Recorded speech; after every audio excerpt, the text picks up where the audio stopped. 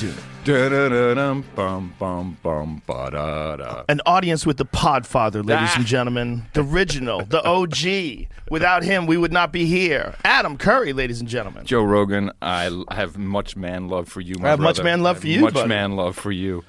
If it wasn't for you, this business would not exist. Well, you're the fucking patient zero, my brother. I appreciate you saying that. It's true. Without you, everybody needs to know it. Without you, holy shit, I wouldn't have been recertified. Someone needed to know. You know, it's like you gotta highly appreciated, man. go through the archives. Without you, you are the one. How's Texas treating you? It's been what now? Is it 2 years? 2 years? Fantastic. You've been No, here now? it's year a and a half? year and a half. Year and a now. half. Yeah, year and a half. You like it? Fucking love it. Good. Love Your it. kids? Everybody loves it. Yeah, good. Love the people here. I love everything. I love the fact that it gets cold. It's cold out today. I love the changing of the weather. I love the fucking animals everywhere. You have actual seasons. People don't know that. We got seasons here. Yeah. Oh, Texas gets cold as fuck. It was in the 20s last night. When I left Hill Country this morning, 18. Yeah, it's woo. Yeah, really, 18. with some wind factor. Woo. Yeah. When it snowed out here last year, I was like, okay. Now, you didn't lose power, right? No, we got lucky. No, you're on the rich power. side. I was on the east side. They oh, no, turned my that rich shit off friends right lost away. their fucking power. My friend's way richer than me. He lost his power. Oh, really? Yeah. Where was he? He's in Westlake, I guess? Yeah. Oh, yeah. Okay, Westlake. But we were southeast before. Man, that shit, where the Section 8 apartments are, that shit got turned off right away. Yeah, we got a generator now because of that. Yeah. It was a little sketchy. Ours is getting installed next week. Yeah, whole house generator. You know, it's nice to have food, too. You know, I always have food stockpiled because I'm a hunter. You know, so I gotta tell you, man, food intelligence has got to be the buzzword for the next couple of years. Food intelligence is a good buzzword. Because people, well, first of all, just look at us, you know, post-COVID or Omicron now, whatever. Mm-hmm. We're pretty sick people. Americans are pretty unhealthy. Yeah, overall. In general. Yeah, for sure. It's a real problem. And we've let it slide. We don't know what we're eating anymore. We just don't. And, you know, there's a lot of things happening with food. And you'll appreciate this, the meat processors, they have no intention of really continuing actual beef and other real meat. They are all moving towards processing soy, etc., creating, I can't believe it's not burger, the fake meat, the fake Really? pork. All of them are doing that? All of them. But isn't that stock down in that Beyond Burger stuff or Beyond Meat stuff? You got it's much so. Those are just the brands, but go look at really the food process. There's only a couple of them. We have JB's, I think. The biggest one is Cargill. I love talking about Cargill because they're like a secretive family. They're kind of like Succession. Oh, that's a great fucking show. Or like the Sacklers. The same thing. Which one's the Sacklers? Purdue Pharma. Okay. Who have helped kill 100,000 people at least this year. This year, right? By the way, isn't it interesting that on Hulu there's a fantastic series, Dope Sick. I've heard about it. I have not watched it yet. What's great about it? Michael Keaton produced it, so kudos to him. What's great about it is it shows how corrupt the FDA is, how all the systems work, how evil this family was. Unfortunately, it feels a lot like, okay, we've dealt with it. The Sacklers are done. You know, they paid $5-6 billion. No one's in jail. If you look at the actual fines, Johnson & Johnson, they paid $25 billion in fines. They did? Because they were 4 times as worse. The Sacklers are just being pushed aside as, okay, those were the assholes. They did it. But meanwhile, 100,000 people OD'd from opioids. I was under the impression, I guess I'm wrong, that the biggest one was Pfizer. Wasn't the biggest one, the biggest fine Pfizer for a while for that anti-inflammatory drug? Oh, that's different, but we're talking about opioids specifically. Oh, so it's not like just pharmaceutical company fines? It's no, this is just drugs? Opioids, yeah. Okay, so they fine people for lying about pharmaceutical drugs and then fine people. It's a different thing, to like a different categorization? Because they were saying that was the biggest fine for like medical stuff. What are we looking at? $5 billion landmark, $26 billion opioid settlement. Yeah. Whoa. So, but it sounds like more people were involved then. If Johnson & Johnson's paying $5 billion, who's the other? Where's the rest of the $11 million coming from? Well, I don't know. I don't know what this article is. $21 million coming from. But I believe Johnson & Johnson paid much more. So there's two parts to it. One is the pharmaceutical companies that were developing it, and then. It says it right here. Because remember, they said it was non-addictive. Right. That was the problem. Yeah. And so when you continue to push that, and they were saying, "Oh, it's not working, up the dose," all of that was a problem. But also Walmart, CVS, and Walgreens, they're now being fined for basically overselling. Yeah. Just being pill mills, just legal drugs, Joe. Just legal heroin being distributed to unwilling people or unwitting people. So it's saying that this was the whole fine. So it looks like Johnson & Johnson paid 5, and then there was another 21. When's this article from, Jamie? Because July. I'm not saying this is the whole thing either, but this is just from July. But I'm pretty sure Johnson & Johnson wound up paying more, $25 billion when I looked in total. Okay, but let's just read this just for the heck of it, and then we'll figure it out. It just says, under the settlement proposal, the 3 largest U.S. drug distributors, McKesson Corp., Cardinal Health, and Americasource Bergen, that's all one word for some strange reason. Americasource Bergen, one word, Corp, are expected to pay a combined $21 billion, while drug maker Johnson & Johnson, which manufactures opioids, would pay $5 billion. So that was the Sacklers aren't even in here, so something is missing from this, and that's Purdue Pharma. They took the fall for sure. They got the Hulu series, everything. They took the fall, and now it's just like it's over. No one's talking about it anymore, but the problem still exists. There's this term that everybody uses today, right? And it's influencer. It's a term that they use for like social media people that sell sneakers and, people that are doing certain things. They become influencers. Yes. And but the biggest influencer is what's in the news and what's accepted. Like what we tolerate is the big influencer. And the people that get to control like what seems normal. Like if your doctor's like, "Hey, Adam, you've got a bad back. Let's just accept it and let's deal with the pain." And then he's got you hooked on this stuff and you can't get off and you're literally sick. And your body's shaking. Like, who's responsible for that? Is it the company that talked the doctor into doing that? Is it doctor for not looking into it enough and just accepting that people are fine just going out and getting whacked out on pill form heroin? I think you have to go back much further. You have to go back towards when modern medicine got funding. So this is when we had the homeopaths and then we had the allopaths. And the allopaths got all the money mainly from the Rockefellers and a couple of the big rich families of the day. And that all kind of came to a head very quickly. There's a couple of great documentaries about the cure for cancer and how many entrepreneurial doctors, even one rancher in Texas, had really figured it out. I think his clinic still operates in Mexico. People go there, and it's exactly the opposite treatment of what the allopath medicine is, which is basically try and kill all the cells and hope you survive it, with radiation or chemotherapy. So once we went down that route, it was very easy for the big families to say, okay, we're going to establish universities where we teach this, which is not necessarily the look at the whole person, what is the person eating, et cetera. It's like diagnose the problem, prescribe the medication. So this is a problem that has been here. It's throughout the system. There's no education. It's all just that's what it is. Don't you think no education is a big one? And don't you think it also is a function of doctors having these ridiculous student loan bills, and they get out of school and they're in debt hundreds of thousands of dollars sometimes. It's capture. And then they're in this system where they're trying to get people in and out of their office as quick as possible. It's capture. Yeah. A really good doctor should be sitting down with you and talking to you for a long time. You're trying to figure out what's wrong with your body. The idea that he could do that in 15, 20 minutes and just write a thing. So you're suicidal now because of that one? Okay, let's throw that one away. We're going to give you this one, Adam. I think this might do the trick. And next thing you know, you're on this new thing. And we're in a good place now, I think, in the United States. The rest of the world, I'm not so sure. But we're very entrepreneurial. Yes. And the French had to make up a word for us. It's like we're so entrepreneurial, and we're in a big decentralization moment where people are leaving big tech platforms, and that's going off towards more decentralized, smaller things that interconnect in some way. Travel is actually starting to unravel. We're getting new technology, new aircraft will be much cheaper for smaller groups and more effective to fly in. but also medicine.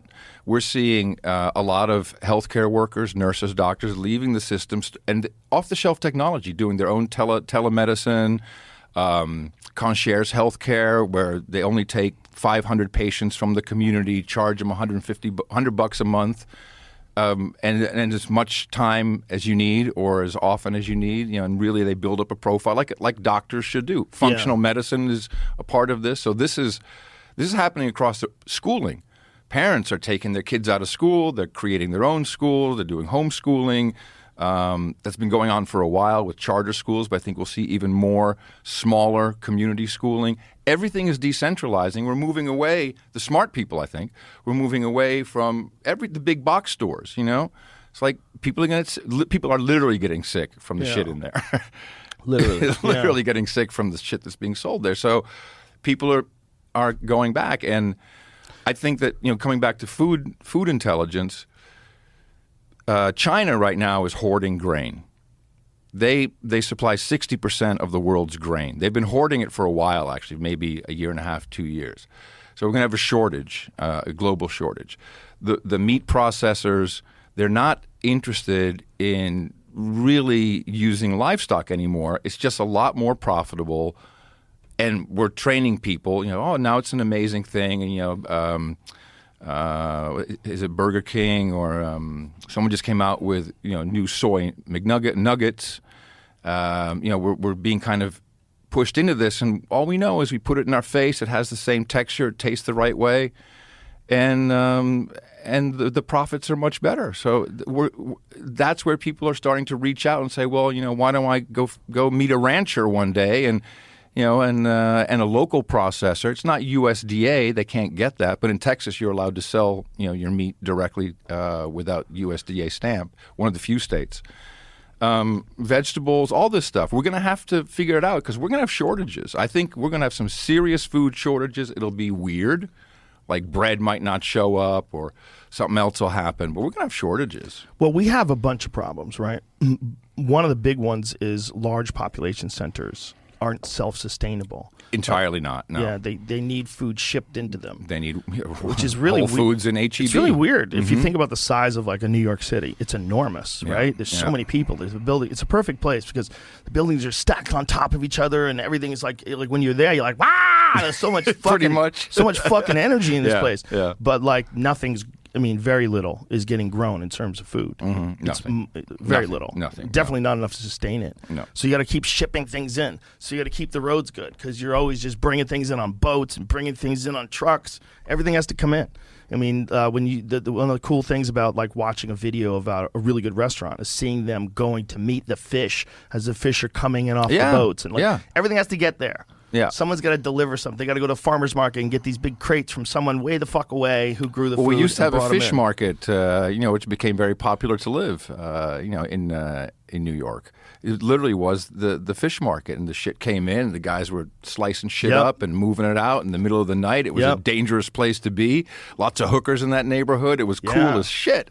And now it's like, $3 million one bedroom apartments there. Those are hard men that fillet fish all day. Oh, yeah. Those are hard fucking men. It's very hard. That is a hard job. Yeah, That's a real fucking job. And you're seeing that too. Kids are looking around and their parents are saying, maybe not go to college, maybe go to vocational school, learn a trade.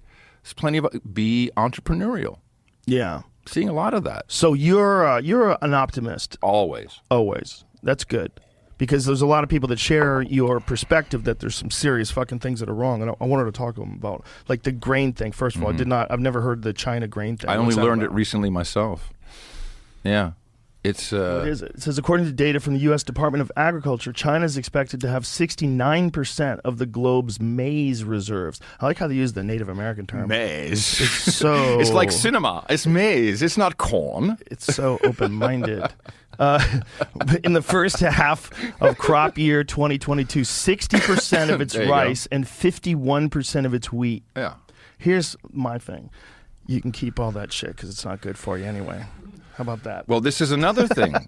can we stop with the rapeseed oil and canola oil already? That shit's not good for you, right? That is industrial sludge, brother. And everyone's cooking with it. It's in everything. Yeah. The market, because it's rapeseed oil, but now we call it canola oil. The marketing has been fantastic. Rapeseed is a rough word to sell. For health-conscious folk. Have you had any rapeseed? Well, I feel like it when I've had it, yeah. It's there's a well-known fact that there's too much grain in a lot of people's diets. Yeah. In terms of like people that eat bread all day and pasta and like, come on, like that's not something you should have all day like do that. you use It's animal delicious. fat for cooking? What Yes. do you use for cooking? I use beef tallow. Okay, because most, there was I think a psyop basically on the American people. Like, oh, that's going to kill you. You can't have, you can't use protein, beef protein for your fat, for cooking. Why? Because they wanted it.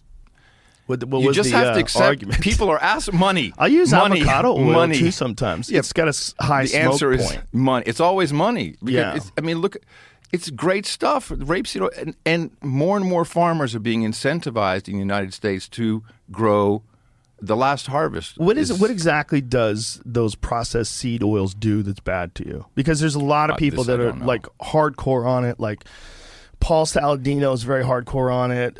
Rob Wolf's very hardcore on it, I believe. I hope I'm not misrepresenting his position, but I think a lot of those guys think you should avoid those kind of fats.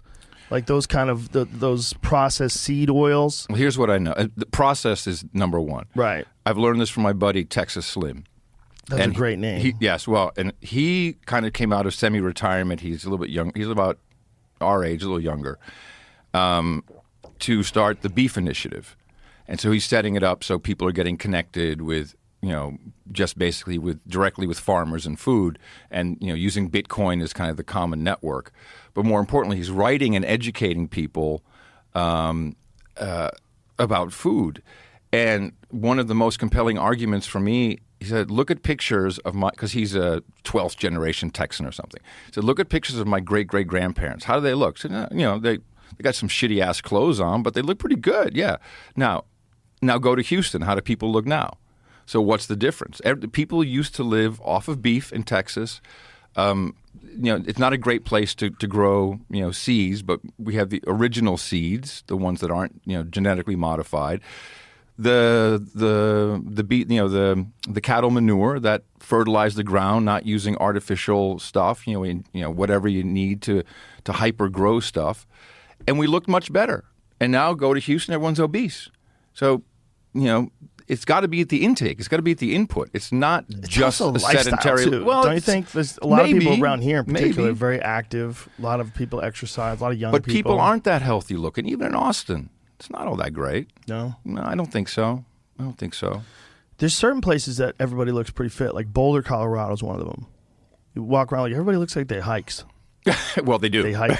They do. They hike. They actually do. Yeah. They mountain bike. They hike. They seem they like actually do. like a active family that has one of them things on the roof. You know those things. If you on the got roof one where of those, people, you're active. You know Yeah. they store Yeah. their shit in And that little. It's all strap down. aerodynamic Yes. and stuff. Yeah, like Yeah, swoop. like Yeah, just in case they want to bust out the tent. It's up it's there. up there. Just we get trapped That's in the woods. Boulder, man. Yeah. That's bold. That's a big thing with Boulder. Yeah. Like everybody looks pretty fit. Not everybody, obviously. A But buddy of mine is an more. EMT in Boulder, and they were where they live in Erie is right near where that the fire happened, the recent fire. Mm-hmm. That was massive, huge fire. And so he went off to work. He was off, saving shit, and then his wife was packing up the car because he figured they might have to go. And of course, they're in Boulder, so she packs everything and throws the skis in just in case. Just in case. Just in case. Might want to go skiing when you're running from a fire. Dude, hold on. Got to get the skis in. You got your boots? Yeah, it's fantastic. Super I love active that. folk. I love that. Yeah. So people in Europe they walk around more, right? Isn't that the idea? Like why Europeans are a little healthier? They walk around more than us. And then there's also the original wheat, which has not been apparently. This is from Maynard. I'm not sure if this is accurate, but Maynard Keenan from Tool. He actually runs. He has restaurants and he also has his own vineyard, and he knows a lot about growing things. And his osterias serve pasta, and he was telling me that what the difference is the original wheat was like a lower yield, was a smaller plant. And so they eventually manipulated it until it's what we have today, which is like has much more, what he said, complex glutens in it. That's where our bodies have harder times digesting them. And then on top of the fact that corn syrup is so prevalent. Oh, that's and a sugar real problem. so prevalent. Yeah, We're that's a putting problem. processed sugar and corn syrup and all that stuff into everything. And people are drinking sugary sodas all day. They taste delicious, but the amount of calories in those things is fucking crazy. And it's crazy calories where your body doesn't understand it. Like, where are you getting all this sugar? It's like all of a sudden something comes in a rush in and a then drink. give me more, give me more, give me Like, more. Someone's explaining this to me, that sugar in a drink form is so wild because it's not like anything you would ever experience in nature. And they were thinking about, like, they were saying, think about it. Like, if you ate like a bunch of fruit, like all that sugar that's in that fruit, it's going to take a while to chew it. Right. It's attached to fiber. Now you're mainlining the sugar right down your just system. throwing it down, and it's a stupid amount. Like, what is the amount? Let's guess. Let's take a guess. What is the amount of sugar that's in a 7-Eleven Big Gulp? In a big gulp? A Big Gulp. 50 grams. Yeah, I'm going to say 65 grams. Now, of course, the problem is, and the reason why it's in grams, no one in America can fucking understand how much that is.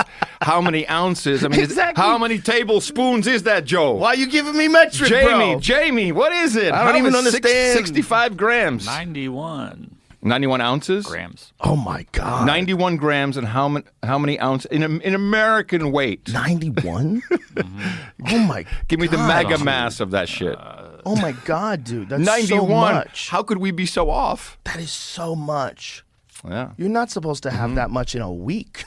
A big gulp is 32 ounces. What are you supposed to, what is like a that's reasonable, nuts. obviously it changes depending upon your body's I use. have almost no sugar. But I mean, just you nothing. get some in fruits and some in milk and some in some different things. I'm You get trying to some gain sugars. weight. It's really hard for me. I have to drink protein shakes and shit. It's very You're an ectomorph, if that's real. You know what that means?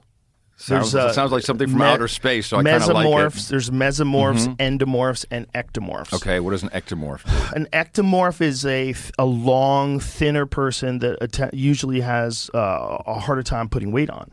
Okay, that's I don't me. know if this has That's been. me. I've got to be me. real clear about this. I remember reading this, but I don't know if this has been disproven. All right. And like a mesomorph is something like a Vander Holyfield, like someone with like perfect proportions. Okay. Like a narrow waist, big shoulders. Like a Vander Holyfield is a mesomorph, and I'm more endomorph. I'm like wide and short. Whoa. Here we go. Endomorph. See, I'm more like endomorph. Where can you show me where on the body you were touched, Joe? Can you point to the spot? You look better than the guy on the far left, but that's your ectomorph. You're long, tall. I'm the guy on the left. Yes. Yeah. It's not really you though, dude. No, you're no. much better looking. You're Yeah, a little you're, more like that. you're beautifully Yeah. proportioned. The the guy up there in the middle one. No, that one. That That's- one. You're more like that. No, I'm not that. More like that. Tall and long. But listen, it's not. right. It's just. What was my point about? Oh, you can't gain weight. But sugar's not. You don't want to do it that way anyway. If you want to gain weight, you got to hire a trainer. Really? Yeah. A food trainer? No, a lifting trainer. Really? Yeah. You want to gain weight? You want to get jacked? Not really. You should. But I know I look better if I Yeah. weigh more. I don't think you should get jacked. Honestly, I'm joking around. I also, but I think you got should. a dog, so I'm walking 2 miles a day. Oh, that's now. nice. Yeah. Do it with a weight vest on. Try that. A weight vest. Yeah. Walking the dog? Mm-hmm. Yeah. Okay. Walk Oh. a dog with like a. You just start okay. light, like 10 pound weight vest. Is a bulletproop vest okay too? Yeah, I sure. got one of those. Those are heavy. Weigh it. It's more than Yeah, 10 pounds. Yeah. Okay. The idea is, you're putting more load on your system, and so walking is really good for you. That's but what walking with a weight vest on is really good for There you. was a guy in New York, Jack the Whack. He was a DJ at Z100 when I was working there on Jack a weekend. the Whack. Jack the Whack, Jack the Whack, everybody got WACC Remember Z100. that? They had radio personalities. Oh, yeah. Back when we had radio, and Jack was 350 pounds.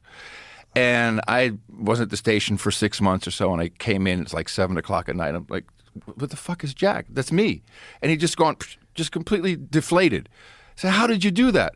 He says, walking. So what do you mean? Yeah. Wow. Every single time I put the set of songs on, which runs about 8 minutes, I just walk around the office building. That's crazy. And they come back, he'd do a break, walk around the office building. And he did that for 6 months, and he lost, 250 pounds. It's fucking crazy. Well, That's 200 pounds. insane. Yeah. Good for him. I believe love in that. walking. I believe in fucking walking. love that. Yeah. I love that. I love when someone does something And like I that. see it in myself. I'm walking Yeah. like, shit, I'm losing weight. I got to eat more. I definitely need to eat more. I Yeah, forget but to you eat. don't need to eat more if you're losing weight from walking. You're probably burning off stuff that you don't need. It's probably burning off fat. I forget to eat. Do you really? Sometimes. How's that possible? I'm the opposite. Weed. I wish I could give Weed you... helps me forget to eat, Joe. Not for a lot of people. It gives them the munchies. I get the munchie thing, and then like, Dude, I eat so much. Yeah. I eat so much food. Sometimes I'm such a glutton. Sometimes I just keep eating. I just stuff my face. See, I can't imagine that. I can't. I can't imagine that. That just I just stop. Oh my god! I can't. I love food. I love can't food too. Stuff enough of it into my fat fucking face. This is an interesting admission. No, it's fucking. I've talked about it many, many, many times on the podcast. It's when I start eating, I consume enormous amounts of food. Like I almost feel like I'm starving. Like sometimes when I go to eat, I feel so hungry that I want to order 3 or 4 meals and eat them all. And I've eaten 2 meals before, many times, especially after shows. If I lift weights that day and then we do 2 shows and then we go to dinner, I'm ordering 2 steaks. I eat so much food. Wow. I just can't stop eating.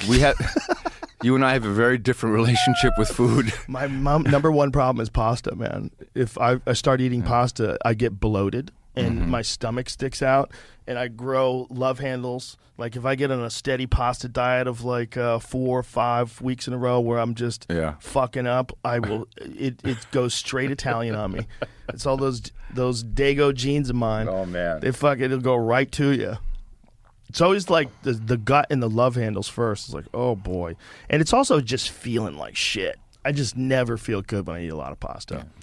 I always feel good when I'm eating like lean meat, with some fat, some healthy fat, like grass-fed fat, like grass-fed ribeyes are probably the best example of that. I love those. They're so good, good for you because it's got such a different texture than the grain-fed too.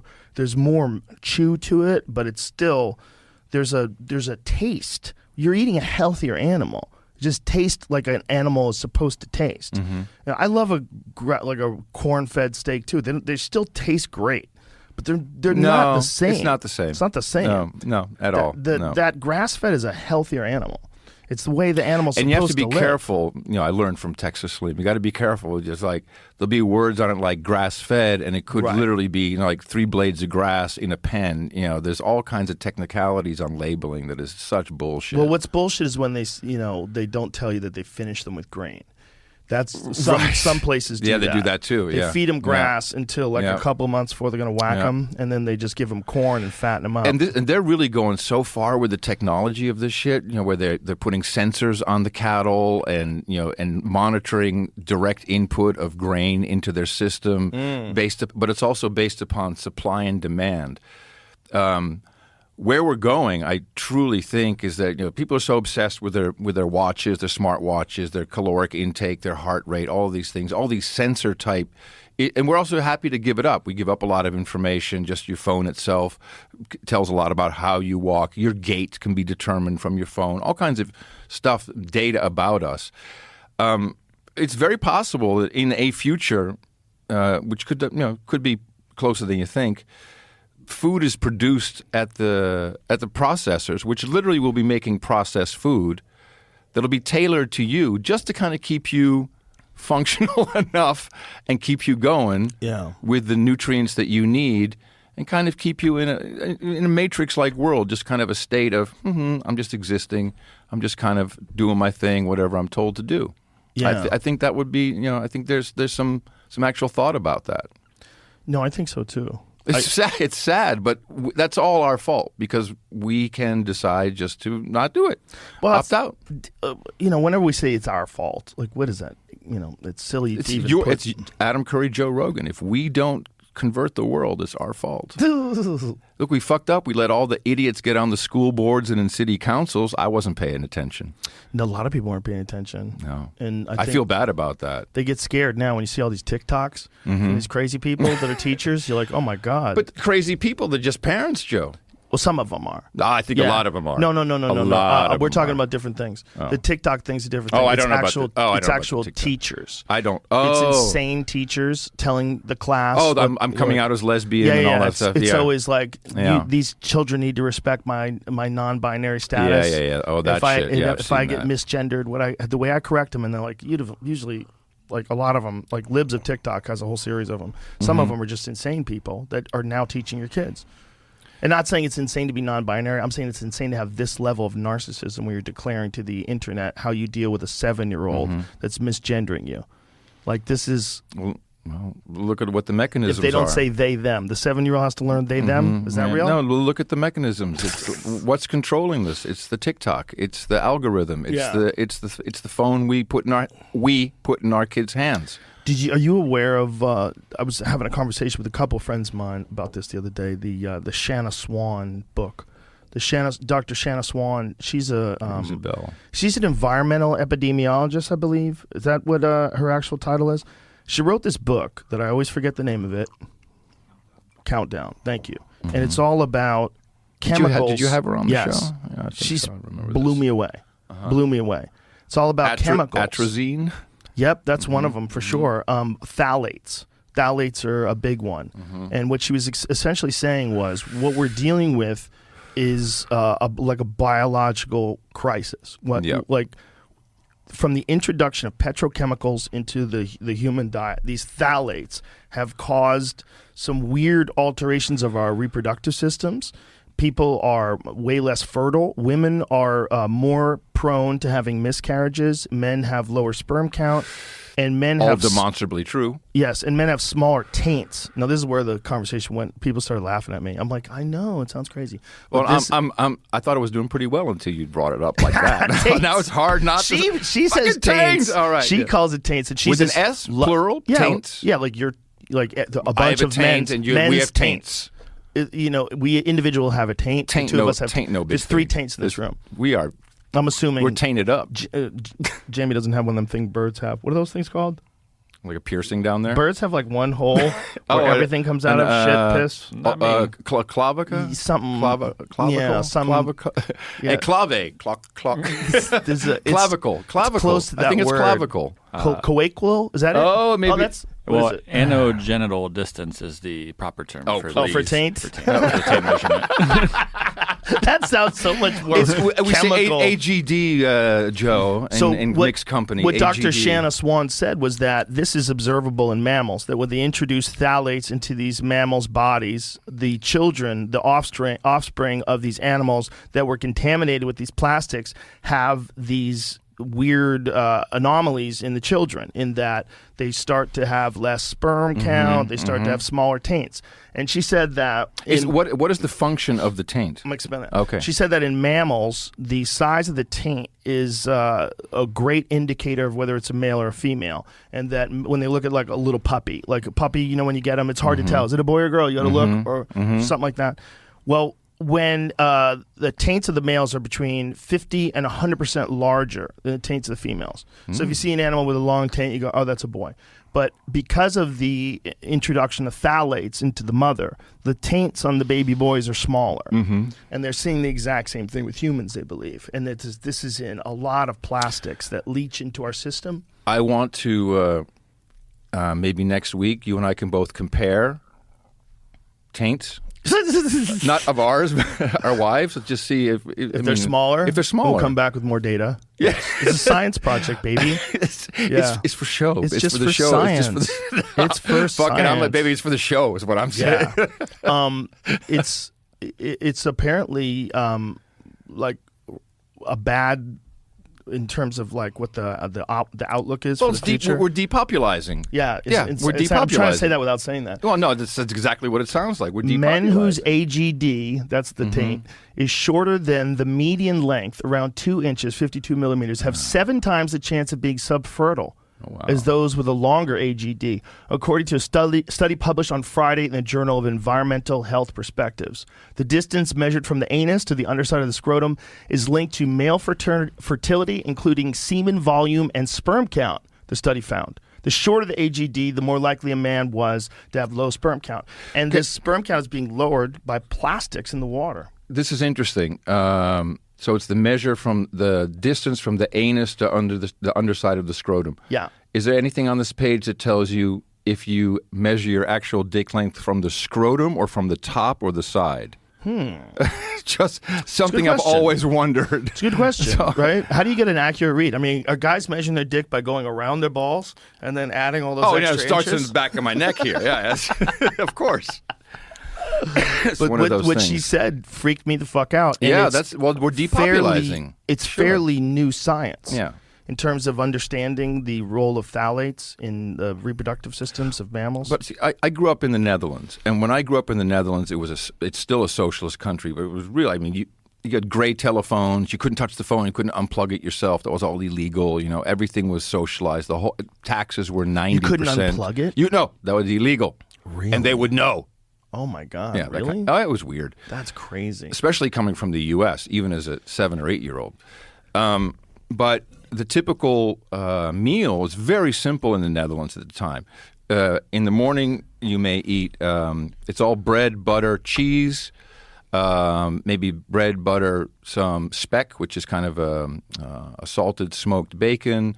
You could have something sweet if you wanted, Nutella maybe, but then it was always meat, potatoes, vegetables. Meat, potatoes, vegetables, then or maybe with a piece of fish on Friday. And that was it. And people were the tallest fuckers in the universe. They were healthy, skating all over the canals, winning at Olympics, and all the tall people shit, just fucking swimming, speed skating, just And you think badass. it has a lot to do with the diet? And now, because I've observed it, I've been back and forth. I've lived there. I've come back to the States, and people are so much unhealthier, so much. And of course, now they're getting processed food. They're getting that from the Albert Heijn, which is from the supermarket. They're getting, ready-made meals. It's just, and because there's no incentive to educate people anymore from the same people who own the processing companies and who own. Or endow the universities. What? There's people trying to educate people online. Of course. There's a lot of Of course. Well, people are looking for it. They're not, the human being, the human spirit is going, this can't be right. Right. For most people. Yeah, I think so. I think you're right. I think for most people, they're like, if you got to look at the whole food system and looked at what people are eating, what kind of results we're getting. What was it? 40-something% obese? Something like that? I think it's more than that. What was it, Jamie? Do you remember? This is like the Jamie Fact Check show. He's always on it. Kids on the ball. I know. But when we looked at it last, it's a stunning number of obese people, and a lot of it has to do with the diet. It's also noticeable if you travel from Europe coming back to the United States. 42.4% in 2017 to 2018. That's probably. And what does obese mean? Oh, look at this. What is the definition? During the same time, the prevalence of severe obesity increased from 4.7% to 9.2%. Yeah. Wow. Yeah.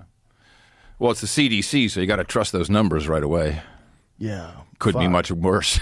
Who knows? That's crazy. Who knows? That's crazy. So that's from, put that back up. So that is much more recent. That's from 99 to 2000. I didn't read the whole thing. It said from 99 to 2000, and then so it was. And how many people got tipped over the edge during the pandemic and lockdowns? I'm reading this wrong. It was 99 to 2000 through 2017 to 2018. I don't know why they're saying it that way. Anyway, it says obesity prevalence increased from 30% to 42%, 30.5 to 42.4. Right. During the same time, the prevalence of severe obesity increased from 4.7% to 9.2%. That's what it is. So that's a big trend from 2000 on. Well, I don't know why they put it that way. It was 42% from 2017 to 2018. Oh, and that's now I get it. I'm reading them separately. So that's not good. 42% is terrible. There needs to be, some sort of a message gets out to people that goes, just put the fucking sugar down. Put the sugar down. Like, have it every now and then. Well, every now and then. You're doing on it Sunday, right now. Have a little dessert. I saw the Nielsen ratings. You are the #1 show in the fucking universe. I think that's propaganda. I think it's the government. It doesn't matter if it's propaganda. Doesn't matter. It's just what it is. It's not real. It's fake numbers. No, it's beautiful. It really It's is. fake news. And what's so great is you basically have an open mic. Basically. So people come here, and all kinds of messages are getting through. That's a problem. So it is. Of course it is. And you get shit for it. But I was like, man, there's so many reasons to take Joe down. Why don't they take Joe down? Well, of course, because as long as you can get the right people in. What kind of a world are we living in where people would even think that it's a good idea to take people down for talking about stuff? That is a crazy world. Like I'm not telling people what to do. No. I'm not trying to establish new laws. No. Not trying to overthrow the government. The idea of taking people down. It's a political mechanism. But we all think about it that way. We all think, I don't. I don't think you agree with it, but I'm saying we all think that that's common. It's worse than that. It's now gamified, and people are online, especially Twitter. That's the only thing I ever look at if I look at something on social media, and they're like, oh, look what he posted. Oh, he's probably going to get deplatformed for that. Oh, man. They shut down his account, deactivated. Oh, this is an outrage. This is a game now. It's definitely a game in that respect, especially in the idea that for a lot of people, they see windows and then they have a bag of rocks that's handed to them, and they want to throw these rocks through the windows. It's natural. But the thing is, what are people trying to achieve? I mean, the game. They're bored at work. Okay, well that's true. And they're trying to get you canceled. Fuck Adam Curry. Game. Well, there you go. Yeah. So the object is no longer communicating something that could make a difference to people's lives, not in that game. That's now moving elsewhere. Podcast is still a big part of that. Podcast, and they're coming for us. They're coming for podcasts, although I've shored it up with Podcasting 2.0. Is this a pitch for Podcasting 2.0? Fuck yeah. Get a modern podcast app at newpodcastapps.com. I think there's always going to uncancelable. Be a way that there's always going to be, like, the tech people are too fucking smart. The people like yourself and the people that are deeply involved in, like, all the sneaky web shit, they're too smart to just let someone have full, complete control over everyone's ability to podcast. Even though Twitter and a lot of these places have done a pretty fucking good job of silencing a lot of people, you're starting to see these new platforms emerge. All over the place. And I think there's going to be more of them in the future. We have to realize that YouTube's only, like, how many years old? 13 years old. But also, something? Here's what's changed. It doesn't matter. Being the biggest audience, having the biggest outside of what you're doing, really doesn't matter anymore, because you have an audience that you built this organically. This is not some algo fucking view, and you're doing 4-minute clips or some shit like that, and your cover art is one of those things. One of those things. That's what you could look at all the YouTube videos to get attention, to make you click on it. Shocking thing happened. So what is important now is people are able to assemble themselves in their own platforms, kind of back to what the internet was when it was completely decentralized. This is a part of the same movement. Yeah. Hey, we're going to talk about healthy living, and we don't need to be the loudest voice on Twitter. People who are interested, they can come over here and they can hang out with us. And everyone's welcome to come in. And if we decide you're a piece of shit, we're going to kick you out. And then those tribes, they start to intersect, and then now the technology exists for them to share between each other. That's what Jack Dorsey's doing with Blue Sky.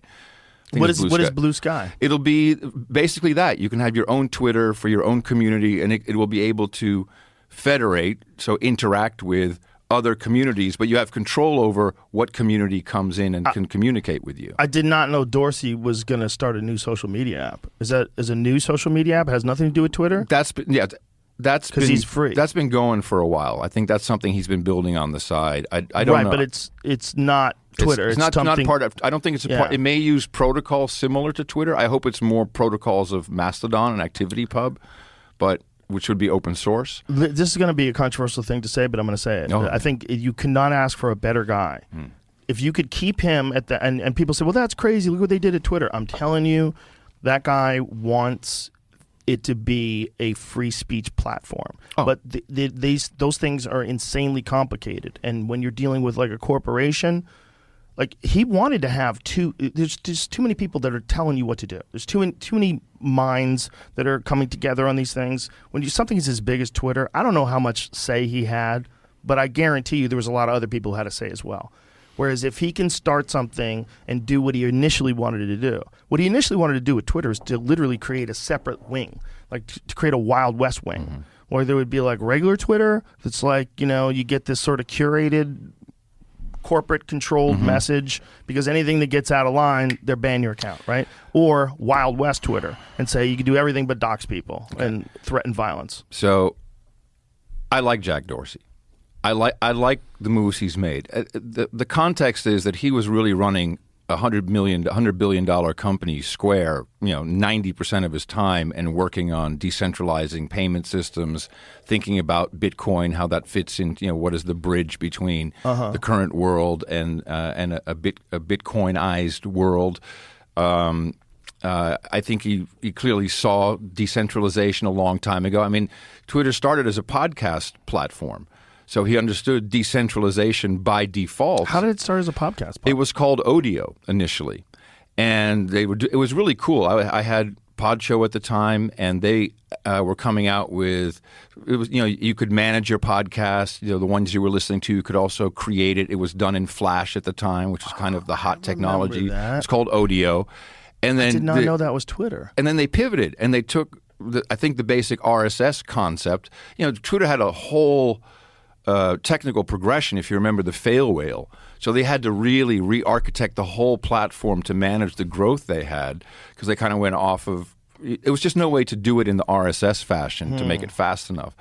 And that's what exploded. I mean, so Odeo just pivoted into Twitter, and it was phenomenal to watch. So, but that was – when he came back to run Twitter, that was really 10% of his time. And, you think that people in America are bitching about, kicking off Marjorie Taylor Greene. How about the president of fucking Zimbabwe who's on the phone screaming at you because, he won't censor this asshole or that? There's no winning to that job. Right. No winning at all.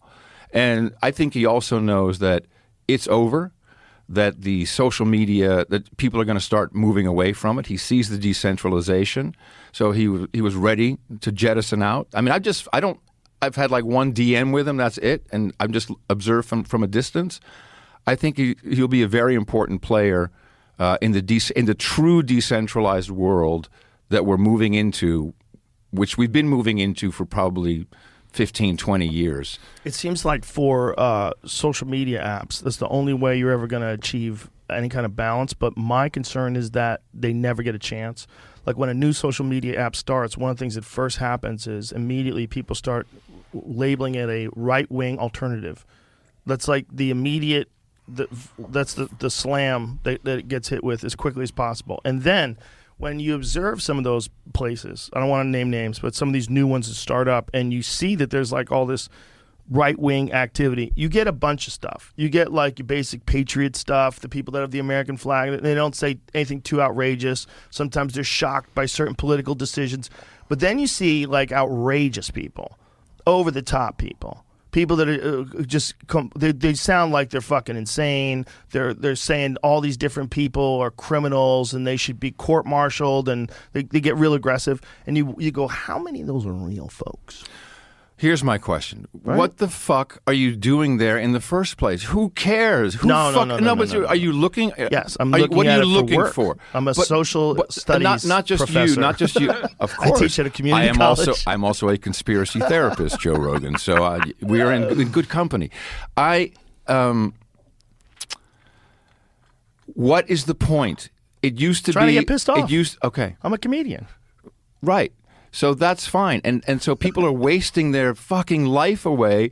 If you're interested in some shit about food, go find that community. It's going to be a forum. It may be a Mastodon server. You'll find it. Go participate in that. People have to break free of the dopamine hits. That's what's going on. It's the drug. It's the outrage. It's all that shit that go bing, bing, bing. Oh, fuck. And I get it. And I love it sometimes, but I'm a responsible drug user. It's also important. It's important to understand because it's a real factor. And this is how I'm looking at it. When I'm looking at these people arguing on these new social media platforms about like which of the congressmen that are sitting in in this video is the bigger traitor and which one should spend the most time in jail, and like the way you're looking at just the way they talk about stuff, I just always go, okay, that might be like a real hardcore person who's a right winger, or it might be a Russian troll, and that's what's fascinating because I know that there's hundreds of thousands of them out there. They have troll farms. They set these things up and they just purposely try to fuck with our perceptions and our arguments about things. They purposely try, and I'm not saying that this is responsible for all of it, but I'm saying that they recognize how goofy we are, and they attack, and they're doing this all the time, and they're getting us to fight, and they're getting us to be argumentative. And here's what we're missing. So while all this is going on, the United States, in my opinion, put us very close on the brink of some kind of war with a move that has not been reported, poorly reported. No one really understands it, and that's Kazakhstan. Have you heard about Kazakhstan? I don't know what's going on in Kazakhstan. There was a revolution overnight, and the government resigned, and the people took over, and the reason was, well, we're not really sure. We think it's because the price of gas doubled overnight, maybe because people are tired of QR codes and mandates. But this was really a color revolution. This was When did this happen? A week ago, maybe. What? This has been building. So, but here's what's important. And I think we both can agree that President Biden ain't running shit. Someone in probably more State Department level has done. What are you looking at? Look at this title. Kazakhstan president gives shoot-to-kill order against protesters. All right, so let me explain. This is what I think is happening. For months now, Ukraine. Putin, come on into Ukraine. And you know what the deal is there is that we want to put our anti-aircraft missiles in Ukraine, and the Russians want to put their S-400 anti-aircraft missiles in Ukraine. They don't want NATO or the U.S. or anybody fucking with it. And this administration in particular, they're a bunch of Russophobes, and it may go back from the 60s. You know, there's a lot of people with a big hard-on towards Putin and Russia, and it has to be war with this guy, come hell or high water, even if by proxy. So this attention has been on Ukraine, and then unbelievably, all of a sudden we have almost to the T the playbook that they did in Ukraine. Victoria Nuland, fuck the EU. I don't know if you know any of this stuff. That was basically, we led that whole change. That's pretty well documented. John McCain was a big part of it. John Kerry, it was crazy. Biden as well, big part of that. So this now happened in Kazakhstan, which is on the exact opposite side of Russia. So now Putin, who has 100,000 troops, he has to haul ass because now he's got a real hot situation on his hand. And why is this important? Jamie, can you bring up a map of Kazakhstan? And someone is playing really brilliant but very dangerous moves in the Biden administration. Okay, so if you look at Kazakhstan, it is in between Russia and China. And there's down below, there's above Kyrgyzstan, there's on the right, on the border, somewhere around there, Jamie, there's a town, it's called, I forget what it's called, and this is not helping these. Yeah, anyway, there's a town, the point is, this is where China is connecting their railroad system to Russia to go further into Europe. This is the Belt and Road. This is China's whole thing. This is also where pipelines are going to be for Russia to send their natural resources to China. And the Biden administration or someone running the show just stopped that shit. They just stopped that dead in their tracks. And this is a huge problem for China, for Russia, but also don't look at Ukraine. Who knows? We may be sneaking in the rockets as we speak. Someone's doing something really nasty.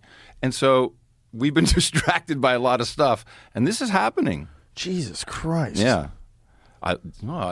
It'll be okay, Joe. I mean, I don't know. You're shocked. No. It might not be. You know, when I was talking to Oliver Stone the other day, and we were talking about his... Whoa! I wanted to pick that up. I love that. It was on a podcast. But I just love how you said it. Oh. Yeah, when I was talking to Oliver Stone I was the trying other to give day. him credit for what we're saying. Yeah. Fuck. Sorry. Maybe forget what I was going to say. Fucked you on that, didn't I? What we were just talking about. Kazakhstan. China, Russia, railway, pipelines. No, I lost Gosh, I'm so sorry. That's okay. My poor attempt at humor fucked up your train of thought. God damn it. Well, he was probably talking about how the American government does all kinds of crazy shit and is responsible for a lot of murder and destruction. This is what it was. See, I knew He said we were really close to nuclear war. during the Kennedy administration. Sure. And that there was multiple plays on both Cuba, and there was ideas about going to nuclear war with Russia, losing possibly 30 to 40 million people. And we were talking about Dr. Strangelove. That's what it was. Right. So in Dr. Strangelove, there's a general that sounds completely absurd. He's out of his fucking mind. He's a lunatic. Get him out of here. He's talking about surviving a first strike nuclear attack, like that we could do a first strike and we would probably survive, might lose Chicago, that kind of shit. That was a real person. There were real people that were actually considering us going to war with China and Russia and just getting it over with. Yeah. Because we're eventually going to have to do it later. And so they wanted to do that, and they wanted to do it with Cuba as well. And when you think about what's happening in this country right now, where there was Kennedy back then, and Kennedy was the guy who was vetoing things and saying, no, we're not going to do that. We're going to send we'll send envoys to Vietnam. We're not sending any more troops. Like, he had some ideas that a lot of the people in the military-industrial complex weren't happy with. There's no one like that now. Like, what do you think? Do you think Biden has real, like, what kind of relationship do you think Biden has with control as the president? Oh, okay. Well, zero. And I'll tell you why. I think most, if not all, of what we're living through right now is a financial issue. It's not a health issue. Of course it is, but the real issue is a financial issue. And what's come to bear, in my opinion, and this is kind of recent information, is that, the 2008, 2009 housing crisis, that was fixed by printing a shitload of money, trillions of dollars, and pushing it off into very difficult to explain how the financial system works. I'm not qualified, but I do understand in general lines what's happened. That's now come to bear. Someone has to pay the piper. And it kind of happens in central bank-controlled economies, which is what we have with the Federal Reserve. So it's a bunch of banks that really manage our money. They create it. They spend it. They do all kinds of stuff with it. We borrow from them. It's a very convoluted system. Now I lost my train of thought. That's not fair. It's that LA weed, bitch. Come on, Jamie. Where was I? Convoluted system. Right, the convoluted. Okay. So that's the balance sheet is out of whack, and it can jeopardize everything. We could have a crash of epic proportions. Right. And it happens about every 10 years. If you think about all the crises we have, so we had 2008, but then before that we had 2001, 9/11, we had 87 before that. There's been all these crashes. Around 10 years, kind of, the system has to reset. But it's compounding. Our national debt, which is all just kind of fictional shit, is probably quadrillions really, but doesn't matter. Why do you think that? But wait for it. 2019, just before the outbreak of the Wuhan flu at the time, as we jokingly called it, there was a huge problem with interbank lending, and how that works is irrelevant. But as we now know, because that information just came out 2 weeks ago. J.P. Morgan, Chase, Morgan Stanley, Citibank, and Goldman Sachs collectively borrowed $11.7 trillion just before the pandemic started. When the Wall Street shit happened in 2008, 2009, it was about $8 trillion. And something was fucked up in the system. Then it melted down. Here, they melted down the economy by shutting everybody down. Shut that shit down. And now we've got all this money coming into the system. CARES Act, $2 trillion, just trillions and trillions of dollars that are just being created. They need it to keep the whole system alive. And that's why... I'm getting confused here, though. Are you thinking this is engineered? Yeah, totally. The whole thing, the shutdown of the economy? Yes. That it wasn't done to protect people, that it was done... In my opinion, that part was done... That was needed one way or the other. They could have done climate change, asteroids from space. I don't give a fuck. They needed to shut it down. They needed to stop the money flow to fix it and get more permission to print money to flood into the system. There's too much on the banking side and not enough on the people side. Go figure. They've been stealing it. So they had to give people money. And that's what they did. They printed stimulus checks. In Texas today, if you and I start a consulting company, which is to motivate people to get vaccinated, we can get a grant of up to $1 million. What? Yes. This is how much money there is for this shit.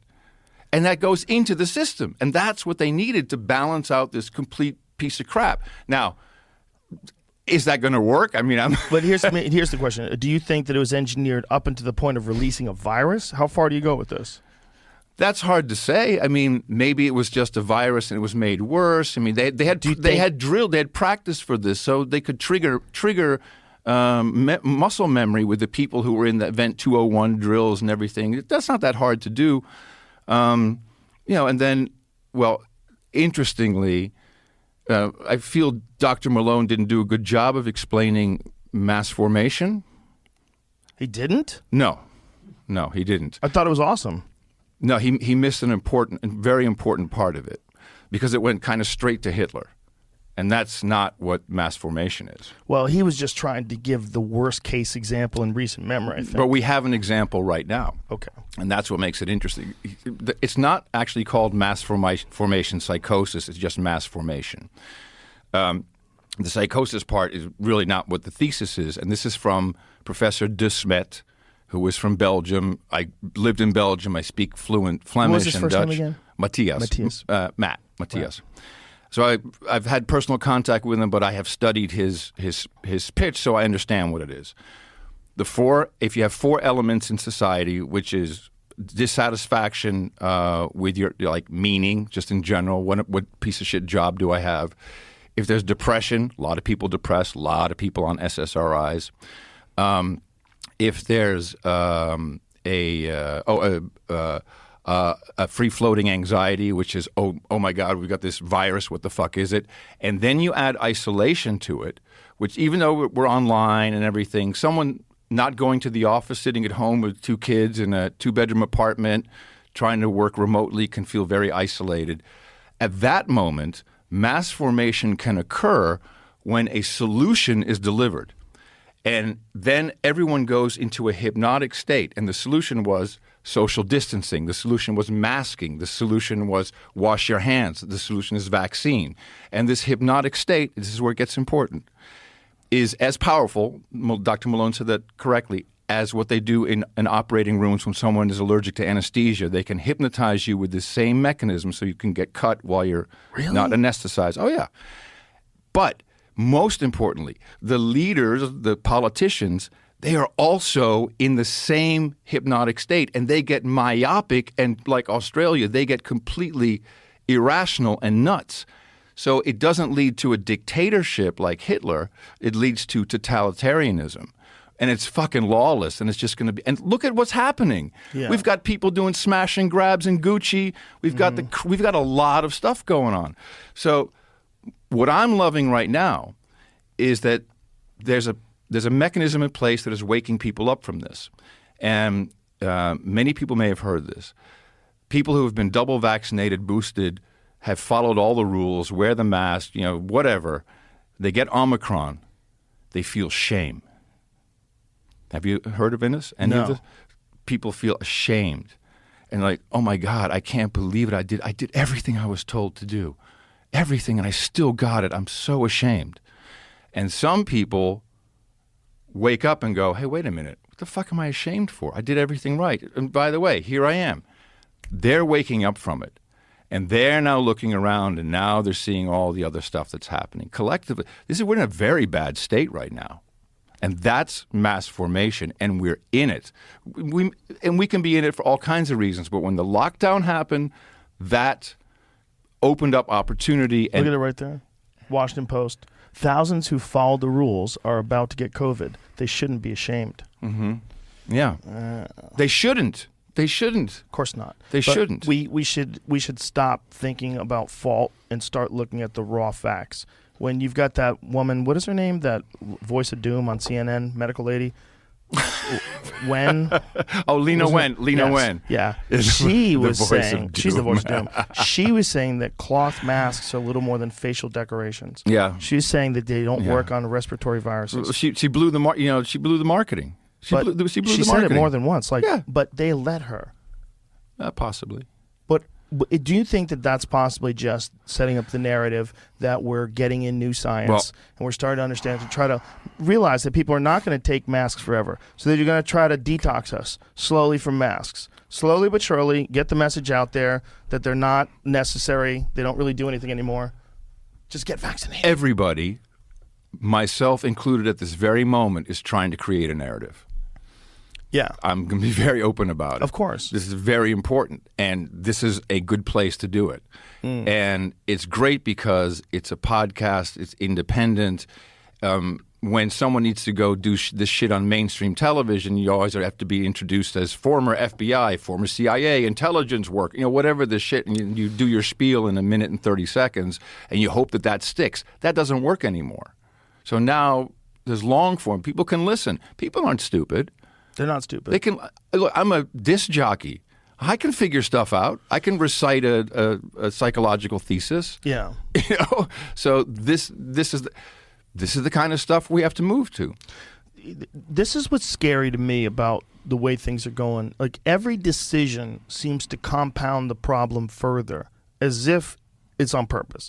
Like, when you hear that people that are in government, and even some folks that have at least some control over law enforcement, don't think that crime is a problem. There's a fucking disconnect. letter. There's a disconnect. There's there. a letter that a friend of mine, I won't say where, lives in. One of his friends is a cop. And they sent him a letter of all the new guidelines, and these guys are passing around because they can't fucking believe it. Like, what you're allowed to arrest people for, what you're not allowed to arrest people for, what you have to let people go for. And they've eliminated a lot of fucking crime. And this whole idea of having at $1,000, anything more than $1,000 you can get prosecuted for, up to $1,000. 950. Yeah. Well, that's nuts. Here's the problem, and my buddy Mo predicted this, and I think unfortunately he's right. So this recent trial of ex-officer Potter, who killed a guy. She thought she was reaching for her taser. That's right. Yelled taser, shot him. So in Hill Country, there's a lot of service people up there, and my buddy Mike, he was considering going back into the police department, and because he was there for a long time, and he quit for a little bit, and he was like, I want to go back, I want to serve again. And after that trial happened, he said, I'm not going to do it because no one's got your back, and there's no way for you to police effectively, because if you have to have in the back of your mind, that's what training is. We always had kind of this secret agreement, like, hey, if it happens, like with military accidentally killing civilians, I'm not trying to make it right, but I'm just saying the thinking is no one wants to be a cop anymore. No one wants to serve the community. And you know what's going to happen? He's going to go into a wealthy neighborhood who have a private police force, and the people in poor neighborhoods, you're going to get drones and robots and shit like that, and you're never going to go to jail because we have the mechanism to lock you down now. We know where you are. You should be quarantining. You're quarantining for 15 years now in your house. There you go. That's and why? And is that one single entity, or do multiple things work in concert, or am I just hallucinating? Is it a simulation? I don't know, but that's what I see. Well, first of all, that one situation where that lady pulled out the gun instead of the taser and shot that guy. People think that can't happen. You have never been in a situation where you've never been in a situation where it's life or death, first of all, because people freak the fuck out and they go reptile and they have no idea what they're doing. And they don't realize until after it's over, and then they try to piece it together in their memory. When you're in a violent situation with a person where you think you got to tase them and you're a woman, here's another thing. Well, this is what my buddy said. This is the thing about cops. I don't, and I mean, this is not just about women, because there's a lot of women who can do it and handle themselves, but you should be able to fucking handle yourself if you're going to be a cop, period. When you see a lot of these cops that are like small people with no physical ability to restrain someone and no martial arts background, whether it's a small man or a small woman, that's crazy. That's what my buddy said. He says, forgive me for saying this, but women shouldn't be on the street. I don't think that's all women. There's some women. No, but I'm just telling you the general feeling. Yes. And he of course, he says there's some kick-ass women he works with. He says, but in general, you get someone who's on meth or some crazy shit like that, you have no idea what comes out of a dude. Right. That's insane. You should be strong as fuck, and you should be really well trained. And I think, ideally, you would want it to be like an elite soldier. That's what you would want out of a cop. And through that, you would get more discipline, too. You get people that are more disciplined. Because there's a lot of these people that they get these jobs. Like, who had a bit about that? Someone had a bit about it, about growing up with cops. Fucking who was that? Whoever it was. They had a good bit about it, about guys who were cops when they grew up. I think it's Tim Dillon. It's Tim Dillon. That's who it is. About guys who were cops when he was growing up, like the kind of guys who grew up with who then became cops. Sure.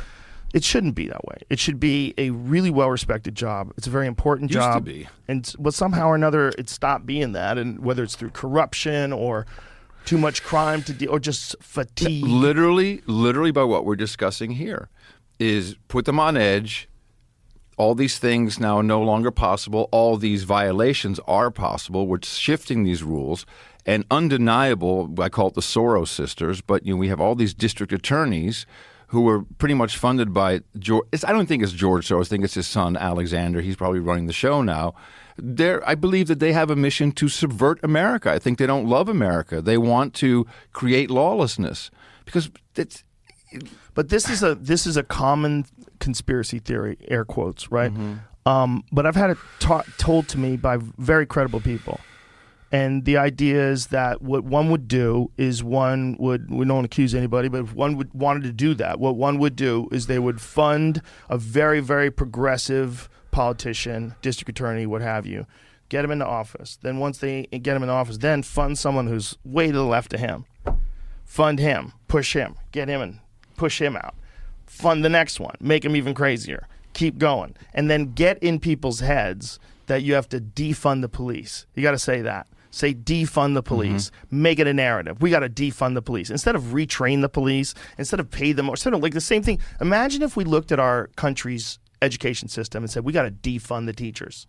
That would be crazy. You would never say that. You'd be like, no. They don't get paid enough. This is crazy. They're understaffed. These rooms are too big. What we need is more money that goes into education. That's a general thing that, like, if you talk to rational how's people. that worked out? But if you talk to rational people, Yeah, it was say like that. bunch of people that are paying attention and really care about kids' futures. That's what you'd say. We need more money to educate these children. The same thing you would say about cops. If you have problems with cops, you should say, listen, we got to rework this and figure. The idea of having no cops is so crazy. And then the idea of defunding them is almost just as crazy because you take the cops that are still there and you neutralize them. And this isn't exonerating anybody for any horrendous things that police brutality cases that we've all witnessed and we've all been terrified of and shocked by and infuriated by. It's okay. We can have a conversation. It's fine. But that doesn't have anything to do with where it could go. Correct. So look at how this comes to be. It's the candidates who are put in and run at these local levels. It's the mainstream media, how everything is positioned, the words, very important words. Yeah. Like defund the police, all these things. These are narratives. Like, where do they start? Where's like defund the police start? Well, who's the first person to start saying that? I couldn't say, but this goes all the way back to Black Lives Matter Inc., as I consider it, not just Black Lives Matter movement. But there's a media is so prevalent now. There is so much fighting for your attention, and little things catch and grab hold, and we live by that. I mean, this Donald Trump will forever be in the history books as a horrible guy. God knows what they'll put on him with the January 6th, as worse. I mean, what was that yesterday with the president and vice president? But that was insane. So insane that they were comparing those dorks. But that's writing a narrative. It's not cute anymore. No, it's not cute. But let's just explain to people what that was, because a lot of people don't even know. Jamie, pull up what the statement was. Was it from the vice president? That it goes down with, what did she say? It went down with 9/11, and what was the other one? Civil War. The Civil War. I have to say noagendashow.com because Dvorak will get so mad at me if I don't plug the show. Yeah. Noagendashow.com. The only partner I'd ever want to work with. He has nothing to fear. He's always like, you're trying to work me out of the show. Oh. There would be no fucking show. He's one of those guys? Nah. What is the quote? He's a good guy. This is a complete insanity. Look, January 6th was embarrassing. It was pathetic. It was confusing to me. Because there's parts of it that confused me. The parts where you have these clear agent provocateurs in the audience calling for people to go into the Capitol. Epps. Yeah. Like clear. And then there's video of cops opening up barriers. What is that? Why did they do that? Is there ever been an explanation of that? We really haven't seen like 10,000 hours of footage, which is held under lock and key. So we can't really know exactly. But what's interesting about what are you looking at here? Okay, here it is. Vice President Kamala Harris caused outrage Thursday by comparing the January 6th Capitol Hill to the Japanese attack on Pearl Harbor in 1941 and the September 11th attacks on New York and Washington by al-Qaeda terrorists. Certain dates echo throughout history, including dates that instantly remind all we have lived throughout. Okay. This is a beautiful piece. This is how it works. I understand, but we have to read what people listening to this. But that's they need to know what the whole statement was. I'm sorry. I got you. Just let me get what she said out. Certain dates echo throughout history, including dates that instantly remind all who have lived through them where they were and what they were doing when our democracy came under assault. She said, dates that occupy not only a place in our calendars, but a place in our collective memory. December 7th, 1941, September 11th, 2001, and January 6th, 2021. That's insane. That's an insane thing to say. That is casting a spell. This is neurolinguistic programming. Look at what it actually says. It says she's telling the world and the American public certain dates echo throughout history. She is building a frame. When you hear 9/11, you see smoke, airplanes, buildings, mayhem. You see Pearl Harbor, boom. Sure. That has now been put into your head. This is mind control. It's not novel, but that's exactly what it is. And I don't think it's working. Well, I think it is working with a certain amount of people. But listen, there's a lot of people, particularly people on the left, that want to discuss why Fox News is not talking about the January 6th anniversary, as if when that date repeats itself a year later, you have to bring this up. Okay, let me tell you why this is happening, in my opinion. Okay. So they're trying to, if they could, convict everybody who had anything to do with January 6th in any fashion whatsoever. Now, this outfit called the Lawfare Group, they're the ones that I think wrote the whole strategy for Trump impeachment, maybe even for the Russia stuff, all of that. It's a group of very Democratic it's a huge law collective, really, really smart fucking people. They are now trying to mount a case against these insurrectionists, air quotes, using Sarbanes-Oxley. And Sarbanes-Oxley was a law that was put into place really to make sure that Enron never happened again. And what is it they're trying to use? It's some section there, 1519, I looked at it, I don't remember what it was. It says, if you in any way are trying to hamper or kill or stop someone from official testimony, then you can be arrested and go to jail for 20 years under Sarbanes-Oxley. It was never intended for this situation, but that's what they're trying to do. So that's why they want Sean Hannity's text message and all these people, because if you are any part of that, any part, now, I don't know if it'll fly, but if any part of that, you can fall under the statutes of this law and they'll lock you. They want to lock everybody up. I don't think you can if someone didn't know that happened and that was going to happen, I don't think you can blame them for the actions of others that you say they influenced. I don't think so either. But let me finish. Unless they say that it's okay. Unless they say that, I want you to do that, like that guy did, the agent provocateur. I want you to do that. I want you to go into that building. I want you to go after those people. I want you to take what's yours, that kind of talk. But there is an influence. So, what responsibility does someone have if they do push an influence? And not just that, not just talk about the Capitol Hill thing, but what about, the fake Russia story? What about Russiagate? What about the people that were pushing a narrative that changed the way people thought about corruption in government? Mm-hmm. What about that? How come that's not a big deal? How come that all happened? We know it's all bullshit and no one apologized. How come we know that the version of it that we were told versus what actually was going on, and that communications are kind of common and on both sides, and the Clinton campaign communicated with them too. Who knows what the fuck they talked about? But the idea that this was this terrible thing, that Russia had subverted our government and they had taken over through Donald Trump and he's some sort of a fucking undercover agent. It was so dumb. I feel like Trinity in the Matrix, and you're Neo, and you're just coming through this goo, and I'm trying to hold you and love you and say, here we are. This is the reality of it all. Yeah. We're living in a media simulation. That's it. It's something weird. It's certainly something weird because I just give into it. But let's talk about what we talked about earlier. Just the overdose deaths. the number is so staggering. 100,000 last year. It's the number one killer of people 18 to 49, but you're not seeing it all over the news. Why are you not seeing it all over the news? Why isn't that this massive loss of life a front page story on CNN every day? You know why that is, because the number one advertiser of all brought to you media, by Pfizer. Exactly. Yeah, it is.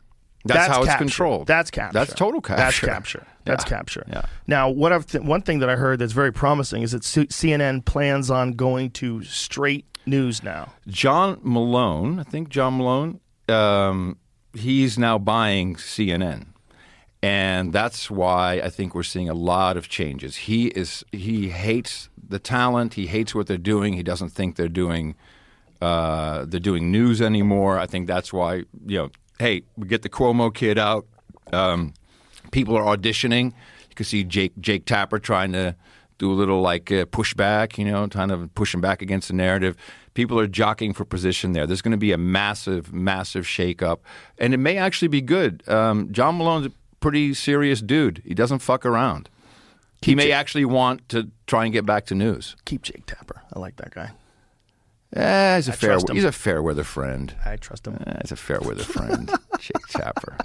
I have a video of his face when President Trump got elected. Because it was on election night. We were at the Comedy Store, and I was in the comics bar, and Jake Tapper was doing the rundown of how President Trump had won the election.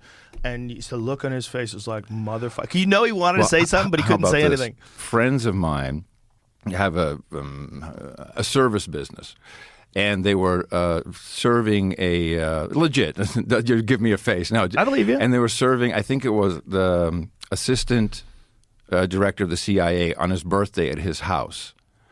And serving what? They were, whatever. It was a party, so they had. They were doing something related to the party. Food stuff. Just related to Drinks, the party. Whatever. And they said, just in passing, they never told me not to talk about it. Said it was really weird, like mostly CNN people were there, including Jake Tapper, like just hanging out on the guy's birthday. Is like, all right. Well, I guess if you want to keep working, that's what you do. Well, but it just tells you everything, man. Come on, we thought the old way was all legit and on the up and up. Here's the thing. It's not good for us really to know all this shit. It's not. It's not really. But here's the thing we have to think of as humans. Capitalism's not bad. What's bad is this shit. There's versions of capitalism that are great.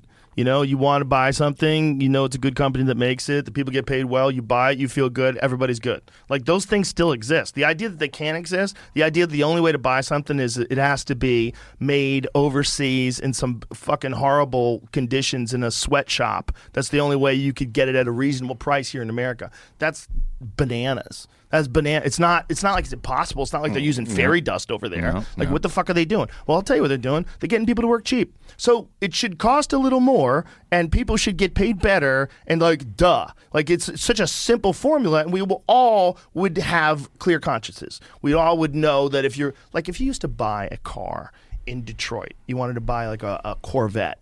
When they first started making them, the fucking people made them. As soon as they had unions, those people were making good money. They had houses. They had a fucking boat by the lake. It was a well-paid job, and it felt good to buy something that was made there because you knew whether or not it's because you're patriotic, which is fine, or it's because if you know that you're giving another human being a good wage because you're buying something from a company that takes care of people. That should be one of our most important things we think of when we spend money. Then I suggest you get the Fink on the show. The Fink. The Fink. Larry Fink. Sounds like you're calling I call him the Fink. Larry Fink, the CEO of BlackRock. Oh. Should get him on the show and say, listen, motherfucker, you control 10% of all the world's wealth. $10 trillion in assets. You actually manage the United States money, the Federal Reserve money. You buy bonds and stocks and do that on our behalf. We pay them. Okay, they lose money. So what? They ride along. You have all this control. You are pushing ESG. We talked about that last time, environmental, social goals. So you're making all these choices and you're kicking people off boards and you're using your influence. Why the fuck are you doing it? What's your point? I think you just asked him. Hopefully he'll respond via Instagram. I'm at Adam Curry on Twitter. Maybe he'll respond. I don't know. I'm not educated in that subject enough to ask any questions. A lot of people who watch the Joe it. Rogan Experience know exactly what I'm talking no, I'm about. sure. For That's what I'm sure. saying. Like if I had someone like that on, I would have to do a deep dive. Oh, dude. Hilarious. It's not fun. It's not fun when I think about deep dives on, air quotes, evil. Because I don't know if it's real. I don't know how much of it's real, but I know that throughout history, there have been enormous entities, whether they're armies or governments or religions, that have wreaked havoc on the human race. Of course. And you know how it always goes? The people in control of the money, they start creating more of it, or they start devaluing it in some other way. And most recently, the Roman Empire, of course, less and less silver, less and less gold, clipping coins. And that's what always puts us into trouble. And that's exactly what's happening. Yeah, and that's what I was going to say. What I was going to say is, and if you don't think that can happen right now, you're crazy. It's always happening. And we always have to fight against it. And so, when people think that, the idea of saying that freedom is important is a frivolous notion, you have to understand what you get when you don't have freedom. Then other people have control of you. Once people have control of you, they do bad things. If you look at the places that have the most control over people, and Australia is one of them because everyone's unarmed, because they took the guns away in the 90s when they had one mass shooting. They took everybody's guns away. First of all, not everyone's unarmed. There are lots, but they didn't take them away. They gave them voluntarily. They went, okay. That's fine. They're unarmed, though. There's very few rifles. Very few rifles that exist for hunting. It's mostly unarmed people. That's the difference. And what they're doing over there is crazy. They're imposing rules on these people. They're ignoring science when it comes to whether or not you've recovered from it naturally because you got COVID. Should you be exempt from taking a vaccine? No, it's everybody needs the shot. What are you doing? They're saying now 3 is the shot. Oh, what's your number? What's your number? 4, Israel's 5, up to 4. 6. What's your number? When does it stop? It gets to this point where you're going, okay, would that be possible in a place where everybody was armed? And I'm not saying people should rise up against the government. This is not what I'm saying. What I'm saying is the psychology of people where they have ultimate power over you because they have all the weapons. Just from let's not even look at this scenario. Let's look at just the psychological state of people that have absolute control over you, and then they want to tell you what to do. There's some people that are bad parents. They're like, go to your room. Just shut up and go to your room. They want the kid to just shut up and go to the room because they don't want to deal with it anymore because they have the ultimate power over the kid. And then the kid feels like this is a terrible relationship. They don't want to listen to me. I'm crying. I didn't really mean to do it that way. And you can't even talk to them. Go to your room. Shut the fuck up. Go to your room. That's some parents, right? It's also some governments. There's some governments that when they have the same kind of ultimate power that a parent has over a child, they're shitty government. And they're mean. And they treat people as if they have to listen. And they treat people as if they're second-class citizens and they know better than you. Even though they're just human beings, they know better than you, and you're just going to have to do this. You're just going to have to get used to doing this because this is how we do things. Hey, no, fuck you. You're just a person. You shouldn't be telling all these other people who disagree how they have to and don't have to live their life. How can you do that? The only way. You have to have ultimate power. Ultimate power. You have to be the only one who's armed. You have to be the only one who gets to say. You have to be stuck in this weird situation where you could change laws and change rules because there's an emergency. Get away all sorts of protections that people have had in the past, and then you never get them back. I love you. I love you too. That was epic, perfect rant. But that's what we're dealing with. Well, so here's this is all I'm working on because there's a whole slew of young people who are just opting out, and they're moving to building parallel systems, parallel networks, which is pretty much the only thing you can do. We have all the technology, everything we need. My 2 projects, I bring them together, brought them together, is podcasting that is protected and Bitcoin. And I'm just on the Bitcoin train because I believe that my money is safer there. I'm not talking about versus the U.S. dollar, just in general. And I think I think that we will see that in our future as very, very protective for everything. As they say, Bitcoin fixes this. If you can fix the money, that's the broken part. The money system is broken. It causes the inflation. It causes the misery. It causes wars because it's linked to oil. So we have to go protect all that shit. It's fucked up. The dollar. I love America. We used to have our own. The banks would create dollars. They were promissory notes until this Federal Reserve Act came into play. It was a takeover. That's what Kennedy was talking about. The power that is unspoken by man. It's this banking system. If we continue to be in that, we're just fucked. Yeah, and I have a lot of hope for cryptocurrencies. I really do. I don't know too much about them, but Bitcoin seems to be the one, in the Ethereum, the ones that the people who are in the know talk about the most. And my point is that what we're seeing right now, it's either going to go one way or the other. It's either going to fall apart completely, or we're going to use this as an opportunity to right the ship and come up with a better way to live our lives. It's going to be one of the other. The fundamental difference, just so I say it, because otherwise people beat me up, the difference between Bitcoin and Ethereum is Bitcoin, there will only be 21 million. It cannot be changed. It cannot be inflated. You cannot say the same for Ethereum. Oh, okay. That's the main difference. Also, there's no CEO of Bitcoin. Oh, there's a CEO of Ethereum? Well, there's if you look at the history of it, eventually changes king can of the be made. metaverse, and that's going to be a problem. Well, once someone becomes king of the metaverse. It's interesting. I love NFTs. I've never done one. I'm not interested in it, but you kind of know how that works. Where There's one from Beeple. Well, there you go. Yeah. This is fulfilling Klaus Schwab's dream. Is it? Yes. You will own nothing, and you will be happy. So you get an NFT. No. I own nothing, and I'm fucking happy. You own everything you own, plus you own an NFT. It doesn't take away all your stuff. No, you don't own it. You don't own it. It's beautiful. I love it. It's like baseball cards, only, more crazy. But you do. Because it's a non-fungible token, Adam. I know it is. Like I understand it now. No. That's my thing now. You I'm just nailed gonna pretend. Now, a buddy of mine, these entertainment companies, they're doing so much money in these NFTs on, the intellectual property that they already have. Just even, who was it, Brian Cox, the guy from... Sure. Yeah, he's doing an NFT. He is? I'm not allowed to say what it is, but yeah. He's interesting. Lamborghini just announced theirs yesterday. What? Lamborghini is making an NFT. The physical company. Why not? Get those dummies to buy it. Yeah. Well, now in the dream of the metaverse, the Silicon Valley controlled metaverse, NFT is going to be very, very important. That will all be with their own shit coin. They'll be like whatever the meta coin will be. And then you have really more the Ethereum crowd who are building their own decentralized metaverse. But there, when you have a cool outfit that is one of a kind, and you can trade it with someone, and you do that through an NFT. That's a very valid reason if you're into that. Do you think the future will be companies will come up with a coin, and then you have to purchase the company's products with that coin? Like, say, if Apple came up with its own coin, they seem to be one of the few companies that could easily do that. Right, if they decided to have an Apple coin, and you'd buy all Apple products with Apple phones, Apple iMacs, and you just invest in. What do you mean? No, hold please. I'm going to tell you what it is. Hold please. Let me finish. You let people invest in being a part of the company. So you buy coins, and through those coins, you can buy products, and you can invest a certain amount. And the coins go up, you actually make money. The coins go down, you lose money. And as the company keeps doing better, it's almost like another version of stocks or something. And you buy it all through that. Is that possible?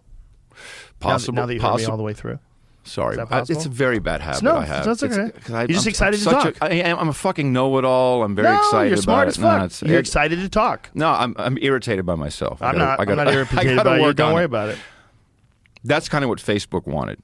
Really? Yeah, Facebook had the Libra, and it was all set up, and then the U.S. government intervened and said, "Fuck no," because that could easily become the default currency overnight. Oh, Facebook does all this local commerce. They own the classified market. They own the real economy. The small mom and pops. They own that shit, which is why everyone hates them, especially the news people.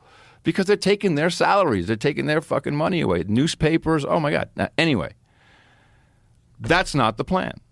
The plan is the central bank digital currency. You will have crypto. You will have a digital wallet. It will be directly from the Federal Reserve to you. And there will be no little retail banking. That just won't happen anymore.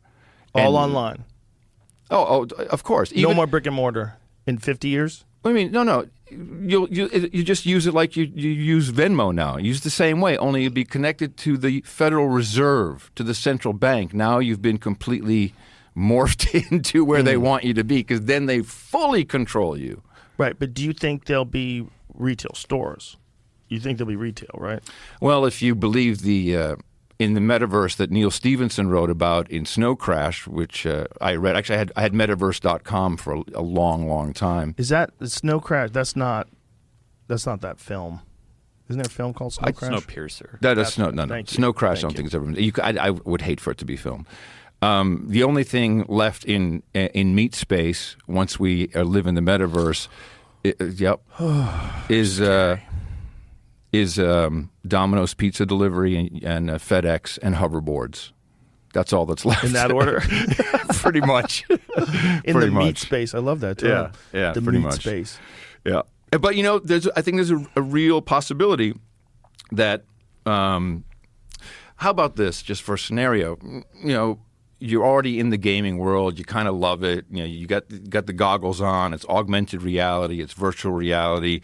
Now, maybe I can get a gig. Maybe I can put on a glove and do this and operate a robot, remotely in a factory somewhere. Or maybe I can train artificial intelligence, basically training to get rid of me. These are all things that I believe is where Silicon Valley wants to take us. Could you imagine if that was a thing where you got a job in the metaverse and through the metaverse you were making things at a factory in a real place? Oh, that's going to happen. Oh, for sure. Come on, man. Elon's already jacking into your brain. Of course this is going to happen. This is transhumanism. This is truly what one of the big agendas is. It would integrate people with technology. It would remove all the concern about safety at factories. Because you never worry about someone losing fingers when it's not really their hand.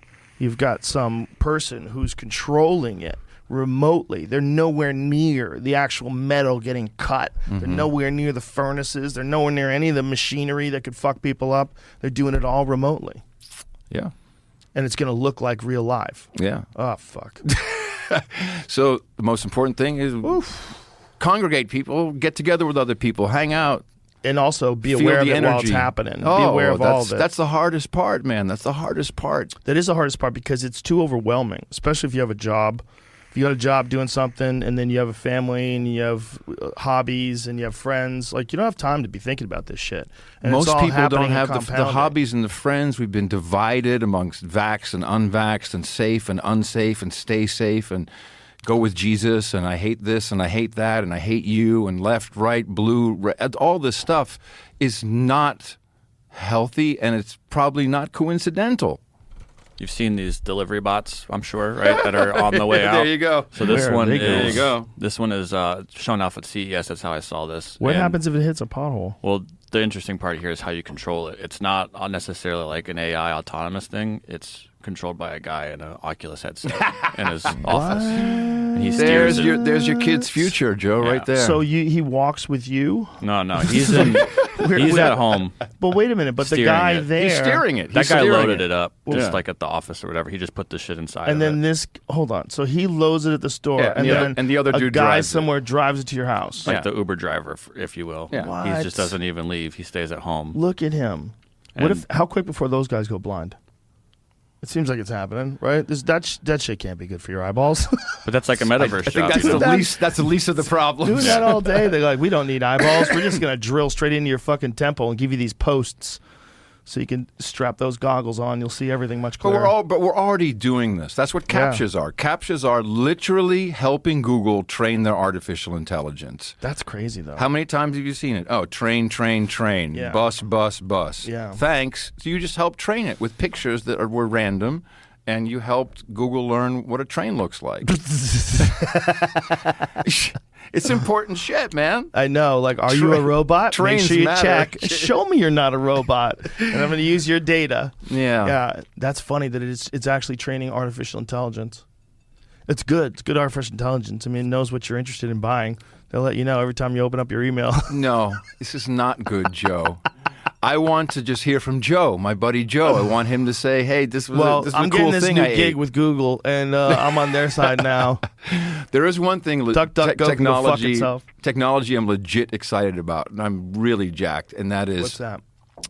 Flying car and or personal VTOL. I don't think you're going to get flying cars because I think they'll sabotage them with accidents. I think the best way to control people is to keep them on the ground in grids, so you can cut off the grid, Stop the maze right there, and then you can capture them. Okay. If people could just fly around, Let me why are they gonna pay qualify. taxes? Let me qualify. I'm a licensed fixed-wing and helicopter pilot. So whatever is on the market, I can fly, and I can fly legally, and there's not going to be a lot of people doing what I'm doing for a long, long, long time. But Really? Oh, it's the regulation, exactly what you said. Flying is not as beautiful as it looks. You got wind, you got weather, you got visibility, you got human performance, you've got mechanical performance, a lot of things. It's a lot of moving parts unless it's completely autonomous. You get a piece of paper when you pass that. It's for a reason, it's not easy to get. You got to learn it and you got to do it. And so that's not just how do I operate the aircraft. But for me personally, CES, the Consumer Electronics Show, is on right now in, I think, Vegas. They're debuting the coolest fucking shit, and it's almost there. Look at this Jetson 1. So it's like a one-person, basically a drone, and you can take it right out of my garage, go pop up, and fly to see my buddy Joe. They're not quite there yet, only does 50-mile radius. But I think in 3 years... if they figure out the battery technology, which is still questionable, this is the kind of shit, man. Look at this. But what about when people are going to crash into each other? No, but fuck that. That's going to be decades before that happens. No, this is for elites like me and you, Joe Rogan. I'm going to go over there. I'm going to hover at your house. Like, hey, buddy. Whoa. You're going to pop up in your Jetson 1. Bro, that's wild. I mean, how easy is it to? It flies like a drone. Yeah. That's crazy. I think man. you can. This is real? Oh no, you can buy them. This is real. $95,000. What? I think. Yeah, I think this is 95. This is real. Yeah. Jamie, doesn't this look fake? I think we need to figure it out for ourselves. What do you think? Let's buy one. No, because you'll be on the schedule for 2023 or this some looks shit like a this. really good video game. I thought at first it was 100%, and then they showed the thing in the. I was going to ask you. YouTube started showing me yesterday for some reason paramotor videos. Yeah. You got a parachute and a big fin on your back. Do you need a license for that, or can you just do it? But you can't do much. You can't like fly to Austin. Well, the guy that I just watched, Hill he had Country. like a 10-gallon tank and went up to 17,000 feet. And he's probably a pilot. He probably has a license. All right. Okay. Yeah. No, none of this is going to be in consumers' hands anytime soon. That is a wild looking piece of machinery. But I could roll that right out of my garage. 2023, I think, maybe. So you think like 2050 people are flying around? This is a proof of concept. It's going to be it's going to be services. So you have like 10-person, pop in, so people can live outside of the urban core, land on the rooftop. That's coming. But the regulations and the lawsuits, we can't even figure out 5G now with these regulatory. The FAA is fighting the FCC. Well, if people decide to fly Bullshit. drones, they can fly drones over places, but there's restricted airspace. Like if we get rid of that whole idea of if people could just fly across borders, everyone from Mexico that wants to live in America is going to move. happen, Joe. But if we get to a point where those things are more common, like borders won't mean shit if you can just fly around.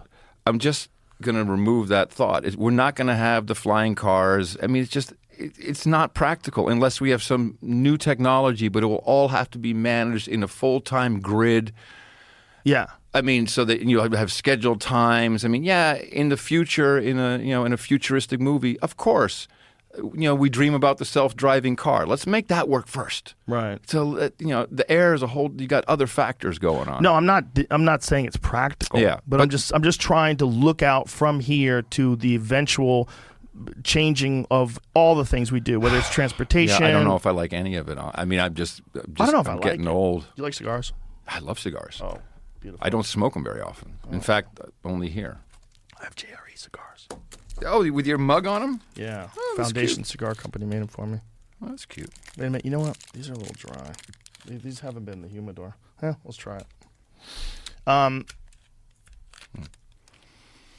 So you're always an optimist no matter what, even through all this crazy shit that's going on. Well, you never lose faith. I think in the possibility. my optimism right now is that people are seeing what's going. Thank you. People are seeing what's going on, and there's a light or two. Yeah. And they're seeing that we can't fix these institutions with politics. Oh, look at this. Introducing the world's only contact lens that elevates your vision. Jesus Christ. They're going to take your whole eye out eventually. They're going to you don't need that bitch ass This is eye. the way they're describing this is AR and in a contact lens. Look, for sports use at first, which I don't know. Oh yeah, you could probably see way better with that. Like imagine if you were playing sports and you could you had a way better vision on like where a ball is or something. The making of Mojo AR contact lenses that give your eyes superpowers. Using a display the size of a grain of sand to project images into the retina, this startup could help everyone from firefighters to people with poor vision to the government tracking everything you see. Don't worry, it's just hooked up to the grid. Adam Carolla. Oh, Did you really do that? I did. That's harsh. I was doing it as a government agent. I was going to say what they would say to you. I was going to say, Adam Curry, don't you worry about that. Don't you worry about that. What's important is that you see better. You'll be a more productive member of our society. You'll be better at everything you do. You'll be able to see things. This is the moment in history where people get to make that choice. They tricked you with the glasses. They started you with the glasses. Either we all vision loss. Either we all go towards that future, lockstep, and let other people kind of control the direction we go, or we determine some of that ourselves. Yes, and I'm 100% with you. I'm just talking shit. No, I know, but there's a lot. I'm just building my narrative. It's a good narrative. There's a lot of young people who are opting out of these systems because it's not all compulsory. Right. You know, you can't. There are options. You can do other things with your time. You can now do different types of jobs. You maybe go to a different type of education system. Look at alternative types of medicine. Yes. Why not? People are no longer really afraid to even find each other and organize and hang out. And this is, to me, the optimist. This is where I'm very excited. And it's 28, 29, 30-year-olds, up to 40. These are the people that I'm focusing on. The alternatives are there. Check out fuck the Joneses. Right. Who gives a flying fuck what they do? Stop caring about yourself that much, what other people think of you, and find family, friends, etc. And mentor other people, you know.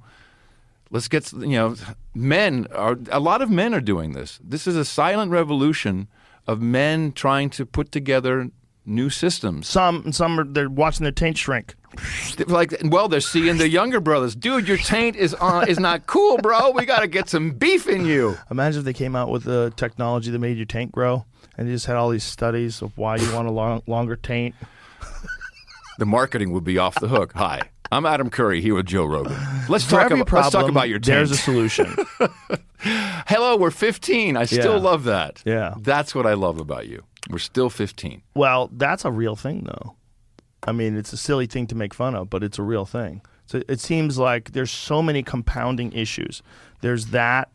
There's our insistence of being deeper and deeper integrated into technology, and our need for innovation, where we always want the newest, best technology. We're never satisfied until we get better and better stuff. And then this integration with that technology through some sort of a system of communication that can be controlled, whether it's social media, whatever it is, whether it's the news, whatever it is, where you can control whatever people hear and what becomes normalized.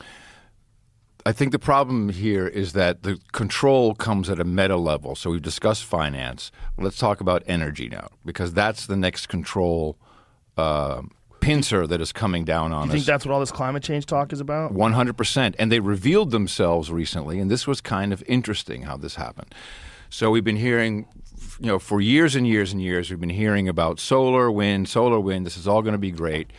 And slowly everyone starts to dismantle. Throughout Europe, natural gas, you can even here in Texas now, you no longer get a home that has gas heating or a gas stove. It all has to be electricity.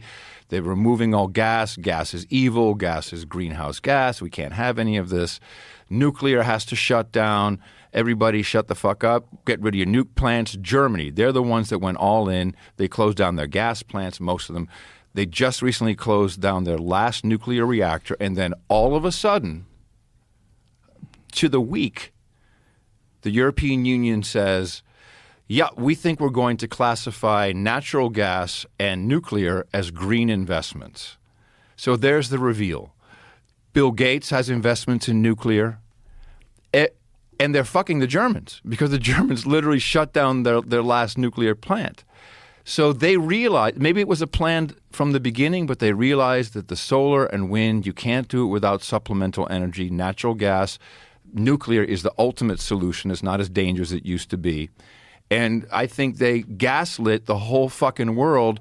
And now, in context, I kind of also understand the Uranium One deal that happened during the Obama administration that Hillary Clinton signed off on, which gave away a lot of the U.S.'s nuclear fuel. Maybe this has been long time coming. Like, get all the shit out, then we're going to control the energy with nuclear and gas. But hold on. When they first started innovating with solar and with wind, the people that were involved in those businesses, those were entrepreneurs and engineers and scientists that were trying to figure out how to extract the most amount of energy from the wind, the most amount of energy from solar. And then over time, I think they found that there's some serious restrictions.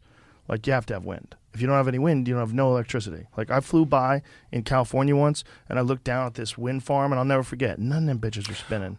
I disagree about that. I think that there was a promise that battery technology would advance along with the solar and wind technology, and a lot of promise, including, I would say, arguably from Elon, and it just hasn't happened. Right, that's what I just said. Don't have. Right, but okay, that's what I meant.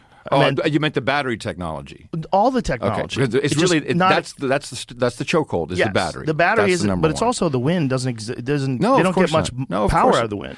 There's all kinds of issues. Right. If the wind is blowing too hard, you can't overload the grid, so they have to turn them off. Yeah. There's that problem too. Now, the real issue, and this is what happened, in my opinion, in Texas when we lost power for 4 or 5 days. The energy that we consume has been traded and commoditized 20 times over up to 5 years ago by energy suppliers. This is what ERCOT is. It's basically a real-time auction every 5 minutes. There's on this side is Austin saying, hey, I need some energy, and on that side are the suppliers. And they say, okay, I'll buy yours for $75 a megawatt hour. And then after 5 minutes, they're looking at these prices, and I'll grab yours. Those prices ran up to $9,000 per megawatt hour just before this all happened. And this is basically Enron never went away. These are just people who are trading energy like it's stocks and bonds. And because of that, no one thought that, hey, maybe we should at least fire up one plant at a possible loss, because it takes several days to do, just in case this storm is bad. They took the risk of the money, losing money over everybody else. And that's been completely covered up, not talked about. It's a fucking mess. And it's just Wall Street bets going on right there. Not Wall Street bets, but like betting on Wall Street going on with our energy supply, and no one knows. Well, Abbott knows. The people know. Now climate change activists are using this as Texas can't manage their grid. We got a great grid. We got assholes who are trading our futures. And then German companies, not even American or Texan. What? Yeah. That is so bonkers. Yeah. Well, this is the world when you start to look at it. This is, again, the problem, and one of the reasons why I appreciate you and many other people. So you got the time to pay attention to this shit, whereas most people just don't. They just don't. The No Agenda show allows me to do this work all day long. That's my job. Thank God you're here. I learn so much from you. Whenever we talk, I'm like, what? No, come on, really? Every time we talk, what? Really? What? And when did they start doing that? And what? I guess we don't really talk much outside. But how many of our show. Conversations are me saying what? I don't know. I just always come away thinking, holy crap! I love what I do. I love this. It's so fun. It's fun. I really, really, really love it. Yeah. Mm-hmm. It is fun. We're lucky as fuck, dude. Well, we really are. I mean, it is kind of lucky. Luck is where preparation meets opportunity. Yeah, it's where mental illness meets an opening. Whoa, deep. It finds some way to navigate through the system where it Did you go to college? Seems to thrive. I spent very little time in college. Me too. I went to college for 3 years. Oh, I went 3 months. But it was like part-time. I was working at the same time, and I was competing at the same time. So I wonder if we just didn't get the programming. No, I was wasting my time. I just went to college so that people wouldn't think I was a loser. That's literally the reason why I went. I went to UMass Boston, and so it was a city school, it was like a commuter school. So a lot of people that had jobs would go to there. It was a good school, but I didn't give a fuck. I was just doing it because I thought it was something you were supposed to do. And, I've always had this thing where I'll find a thing, whatever it is, and I become obsessed. And that's all what I wanted to do. And at first it was martial arts, and then it became stand-up comedy. But during that time, I was also trying to go to school. So if I've got that thing where I'm obsessed with, I'm not thinking about other stuff. And I know I'm supposed to, but I'm not. And I thought, no, I'm very similar. I thought it was going to turn me into a total loser because I thought I wasn't going to be able to keep a job where I had to do things that I did not want to do, which is what I thought most people had to do all day long, which really is the case for most people. So that's where mental illness meets an opening. Yeah. Right? Because a normal person would back off of certain controversial issues, or they wouldn't speak their mind. They wouldn't say something crazy if they thought it was funny. They would. It's too risky. Why take a risk when you're managing all this? It'd be better if you were less controversial. Then you'd get more sponsors, and then you'd have more people paying for things. It's like, I don't think that's true anymore. I don't think that's real anymore. I think we're at this point where we realize that whatever our views of our society are, whatever our views of culture and civilization are, they're shaped by other people. And they're shaped by other people who may or may not have thought this through.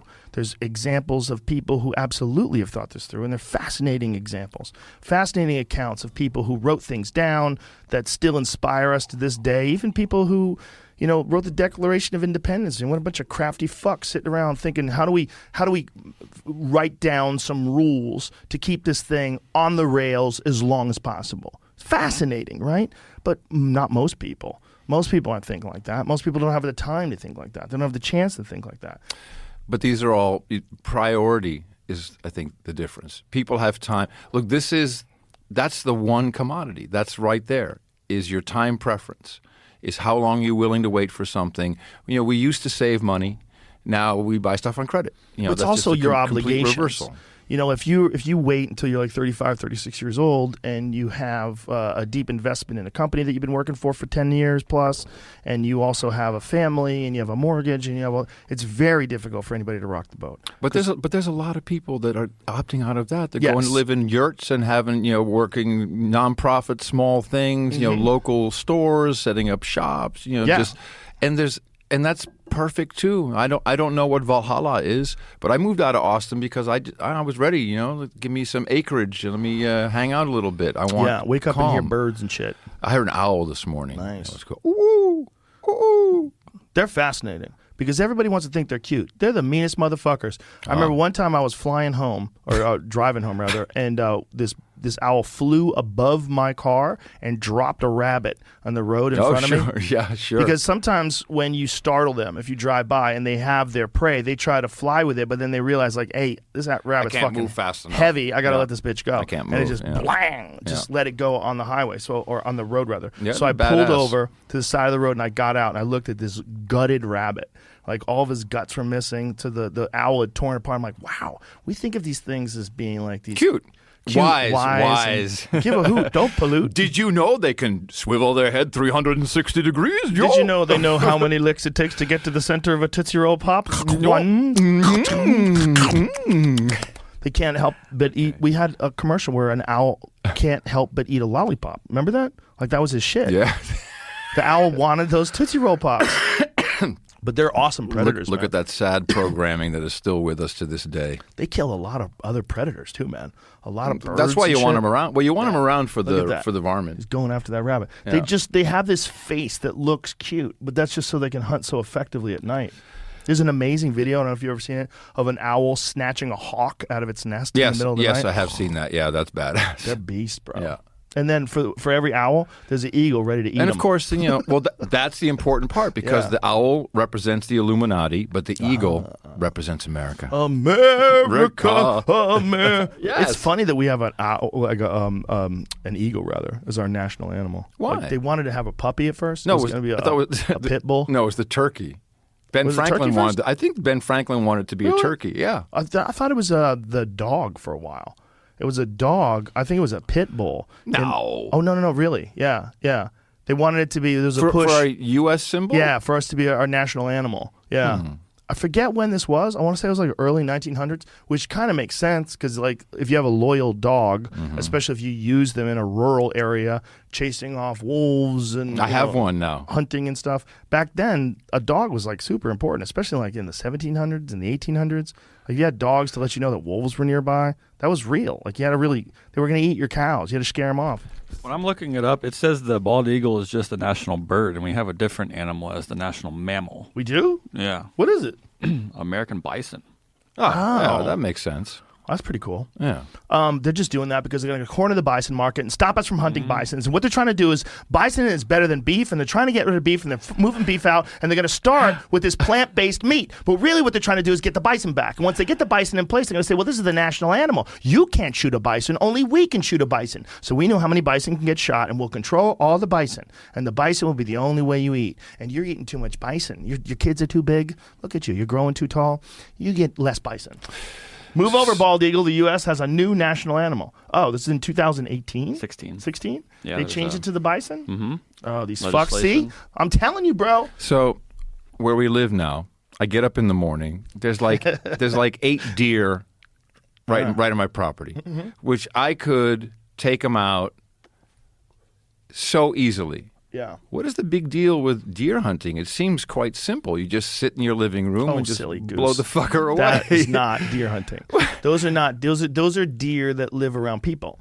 Yeah. Deer that live around people. Are they not tasty? They're very tasty. Okay. You definitely Just in couldn't case, eat them if just you in want to eat case. 100%. Just yes. in case. The bucks, by the way, are fucking crazy right now. They are trying. They're Not right now. Like It's mostly like 2 weeks ago. Yeah, yeah, They yeah. were gang raping. Yeah, It was insane. It was scary. and then it ends. Yeah.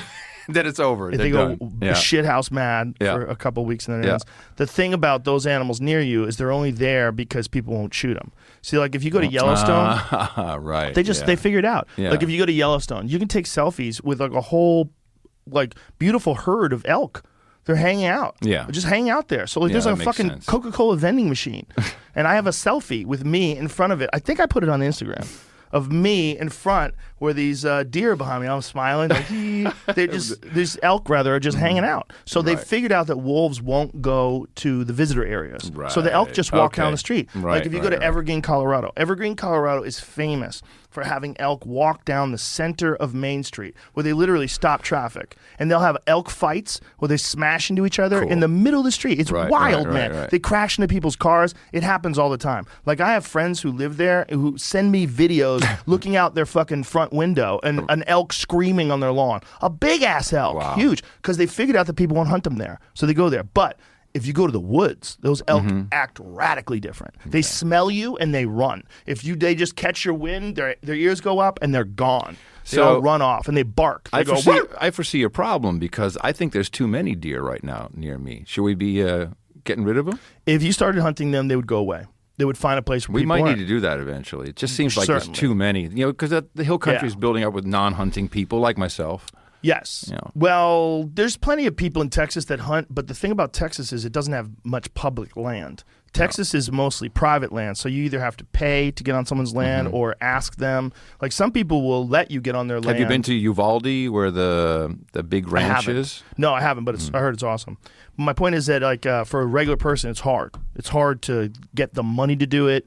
You know, it's like if you want to go to a ranch and you have to pay to shoot deers, whether if it's on public it's way land, too expensive at these private ranches. If you're on public land, there's a lot of places in this country where you can get a general over-the-counter tag and you have a pretty good chance of encountering a deer. Right. You know, decent.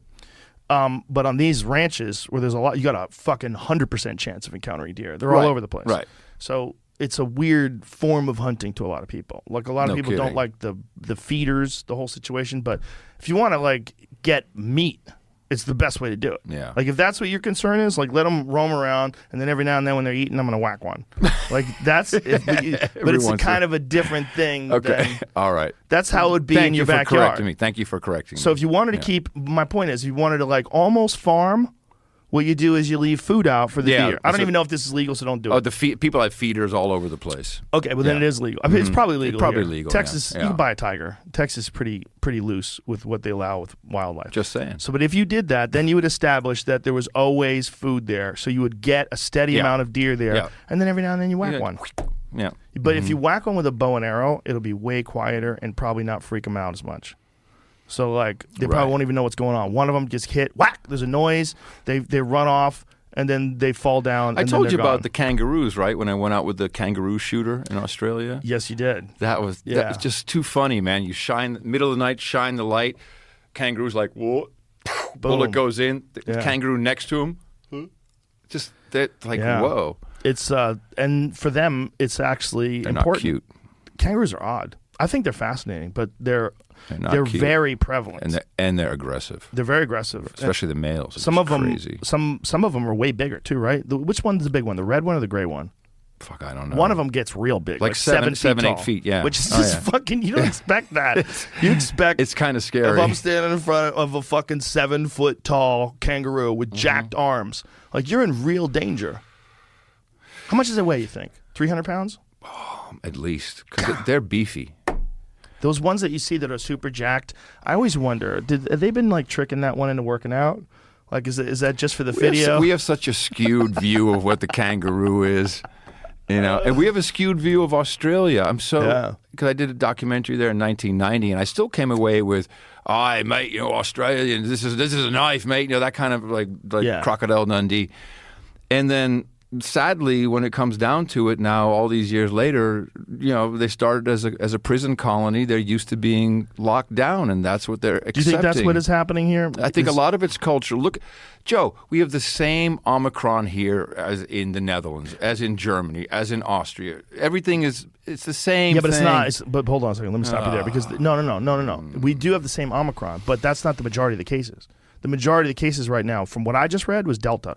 It's still higher than Omicron. It's just Omicron's more contagious. But we're not locked down. These countries are locked down. They have they're sending people to camps. Yes. Come on. I'm not defending that, but I just had to get that out because I think that is what's going on. I think there's there's this perception that it's only Omicron out there right now, but that's fine. But my point is that the Delta's scary. That's more dangerous. This Omicron thing seems to be pretty mild, but that Delta one's scary. So I get people being scared, but the rules that they're doing, yes. There's no way they should be able to do that. There's effective treatments if you get it. Yeah, there is. There's effective treatment. They should be pumping the shit out of those monoclonal antibodies because those are super effective. They're suppressing those. You know that, right? It's nuts, man. They are suppressing it.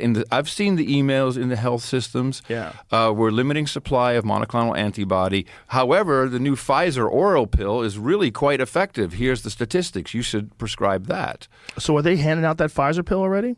Yes. Is it good? Does it work? Who am I to say? Well, I wouldn't take it. Maybe it works, man. I don't know. Well, you have to take it with an HIV medication. There's all kinds of weird shit around it. I don't like. What if they said you got to take it with Molly? You got to lighten up, buddy. This is what we're going to give you. A little bit of this, a I've little bit of that. never done MDMA, Molly, anything like that. I only did it once, and I still think about that day. No. What a day. No. I'm not interested. Why are you not interested in feeling love? Holding people's hands. Just lying in the sand like it's the best day of your life. Just sand. You're like, My wife keeps telling me, why don't you have Joe come to our place and we'll introduce you to mushrooms together? Oh, I'll do that. Done. Okay, let's do it. Done. Have you done no psychedelics? Never. Well, I've done DMT twice. Oh, well, what the fuck are you talking about? I don't know. Been to the motherland. I have no. That was very cool, by the way. That's a good way to put it. Being a stoner, used to kind of like hazy, and there's just like this fresh wind, and oh my God, the carpet is alive. That's kind of cool. Oh, I see your energy. Hold on a second. I'm going to put that over there. Jamie, catch the energy. Yeah. And I like that it ended. Yeah. 20 minutes. Whoo. Of course, you were dead tired for 48 hours after that. Really? I didn't like that part at all. I didn't get tired at all. I didn't feel any of that. Yeah. I felt zero of that. What was a while ago? It was, Do you think it was a years ago. physical tired from the experience and being overwhelmed? Where it was like a psychological tired? No, just my body felt tired. I don't know. Maybe you got impure stuff. Because a lot of times people that are making it came from the druid. It was the actual tree bark. It wasn't. Yeah. No, I certainly am not interested in doing synthetic DMT. Well, here's the thing. From what I understand, the synthesis of it is quite complicated. I mean, it's quite easy for someone who knows how to do that kind of stuff, but to an average goon who wants to start making DMT is not easy to do. For an average goon who doesn't have a background in chemistry. I'm pro MDMA, for Hold instance. on, please. Let me finish. So the point is, some people probably don't do the best job. This is not my idea, by the way. This is explained to me by my friend who knows these things. He said they don't do the best job of making it pure. And you can tell oftentimes by the differences in the color of it. And that the better versions of it, more synthesized versions of it, when they're doing this whole process, are like a lighter color. And as they get darker and darker, they might have other shit in them, meaning other plant chemicals and compounds that they haven't extracted out. This is, again, I'm a moron. I don't know if this is true. But the way he was explaining it to me, that's why a lot of people don't feel good when they do it. Because you're taking it, it's like if you smoked like maple leaves. If you rolled maple leaves up and smoked them, you'd probably feel like dog shit. You know, you probably feel fucking horrible. Like, who knows what's in those things that you're taking into, as opposed to like cigarettes, which people are accustomed to, and then still can make you feel like shit, or marijuana, which is like normal. Right. So that's probably. That's possible. I just thought that at the time I was sold on it comes from this guy, he's the druid, and he got it from the tree bark, so I kind of believe that. Maybe I was wrong. No. I was misled. No, it's probably just not the best version. Was it brown? I don't remember. Or was it we white? Put it in the bong? Yeah. Okay, the bong's weird. Well, and for months after that, that smell. Oh yeah. Oh my God. The burnt plastic. It's whatever. It's like you walk past. Oh my God, DMT over there, and it was like not appealing, but it was so distinct. It's like just oh my God. I smell it sometimes. Like I was in a hardware store the other day and I smelled it, and I know it wasn't real. I mean, I know it was just a smell. I was just and it made me like light that part of my brain. You got a flashback? No. I think there was a smell. And for whatever reason, my brain said, "Oh, remember the smell of DMT?" Like almost like made me associate it with it. Right. Like close enough, just close. Yeah, like and a that's weird the face you chemically make. smell. Like, no, and then I'm good. like, "Oh, yeah, DMT, not good. Scary, not good." But I didn't have any physical aches or pains afterwards. But I wouldn't be surprised. I wouldn't be surprised if it hits people different ways too. Like I know people that have gotten high and then the next day they're wrecked. Just from marijuana. Yeah. Like, oh, totally. Yeah. Well, the more you smoke, the less you need, basically, to get high, is my experience. Yeah, for sure. Or going longer periods in between. But I kind of like just microdose my way through life in general. Microdosing mushrooms is a great move. It's a great move. I was talking about marijuana. Microdosing mushrooms is a good move too, though, man. It's a good way to get introduced to it too. Well, I also just like being completely just clear-headed.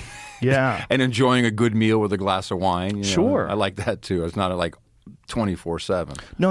I'm not. That's the cool thing about microdosing. You just stop. Like, okay, I'm done now. It's good. Microdosing with mushrooms, you don't experience much in terms of like. There's no like I'm high now. It's like this weird slight elevation. This is why people like to microdose, because it allows you to completely function normally. Like I've had many like completely lucid conversations with some of my favorite people, and they told me they were microdosing. It's a very, very common now amongst Silicon Valley people and a lot of tech people. They're microdosing both LSD and mushrooms. And what they'll do is they'll get somebody. It shows in their actions. Hey, we need to roll that gang up there. I don't know. I don't think that's They're all problem. high. That's probably the only thing keeping them from going fucking full crazy. Remember when they were all conservatives and were reading Ayn Rand? What was that? That was kind of from Bush to Obama, and that became really unpopular overnight. Like everybody was handing out Atlas Shrugged to their employees, and this is the way to go, objectivism and, like freedom. It was kind of still the information free, but much more conservative leaning, which a lot of Silicon Valley really is because, of course, just the amount of money, So they're socially liberal because it's a good posture? I think most of them now are in total capture. There's no other, how can you be an investor in Google and be a Republican? I don't think that's possible anymore. You can't sit on a board. People just fuck with you. No, I think that's you can't get investment. But you can't get investment, Joe. Back to the Fink. Right, but when it comes to money, they're very conservative in terms of like using offshore accounts and the way they, structure their taxes. They're very right wing in that regard, right? Like I would argue that's actually has nothing to do with left or right wing. That's just conservative, rich, I should say. Fucking rich. Right, and rich people are generally in that regard just rich. Conservative. America has double standard. If you have the money, you can beat the rap. If you have the money, you can not go to jail for financial crimes. That's just the fact. And the little guy, which you and I are part of, even you, we would get fucked. Yeah. No, you got to pay them taxes. You could pay that vig. I don't care how you structure it. You got to When pay I hear the about vig. people not paying their taxes, I'm like, dude, listen. This is not a good idea. Pay the fucking taxes. Finally, good to see Wesley Snipes back on the screen after he didn't pay his taxes, and didn't he? Wasn't that why he went to jail and all kinds of crap happened to him? I think he had a bad advisor. Oh, yeah. Well, it was a part of the sovereign. I think it was part of the sovereign man movement where tax hasn't been ratified. Yeah. And so, but I'm just happy for the brother. He's back. You know, he's back acting. He's kicking ass. He's in that Kevin Hart series, which we just started watching. That's I'm a big fan of that dude, even though I was supposed to have an MMA fight with him at one point in time. Oh, really? You would have kicked his ass. I don't know. Who knows? I think so. Things happen. People punch each other in the face. You could still do it now because, you know, you're a little older. You look all cool. You look all a little old and cool and shit. You know, you could just bulk up, train. I'd be in your corner holding the towel. Dude, you don't want to get hit when you're 54. You don't want to get head kicked at 54. It's a terrible idea. Okay. It's a terrible idea. Which literally could change your whole life. Like your reactions are slower. I believe it. You know, I know you're kind of joking around, but just for as a general rule, your reactions are slower. You don't like no matter how good you think you are, even if you look fast, you're not as fast. Like, I'm pretty fast still, but I'm not as fast as I was when I was like 19 or 20. It's not even close. And the difference is you're not as fast in getting away from stuff either.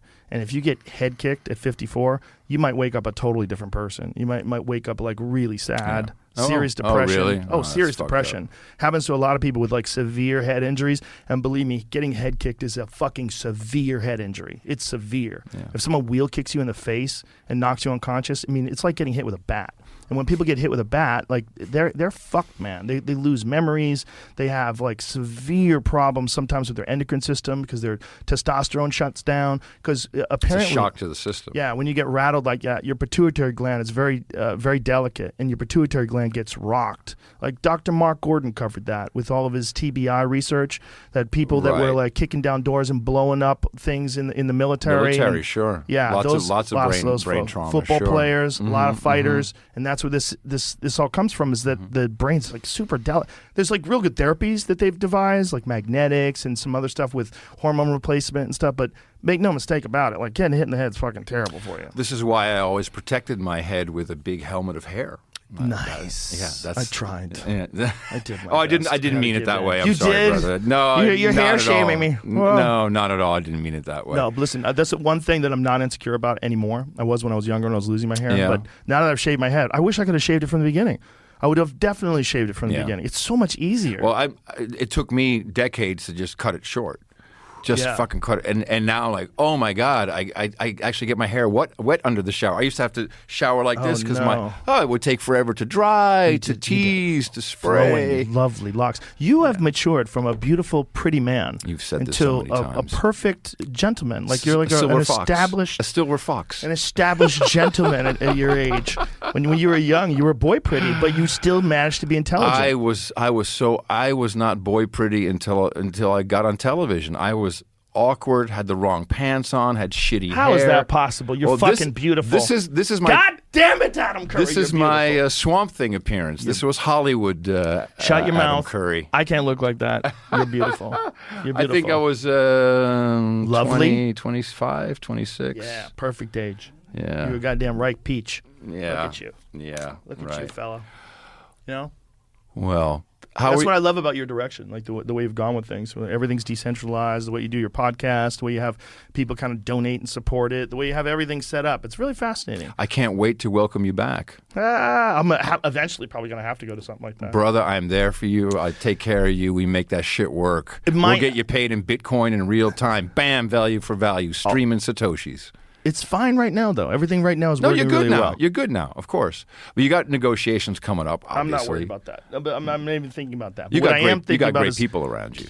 What I don't think about. Yes, I do. But I don't. What I think about is like keep doing it the way I'm doing it. Yeah. And try to make it better. That's what I think about. Like try to get more interesting people on and try to talk to them.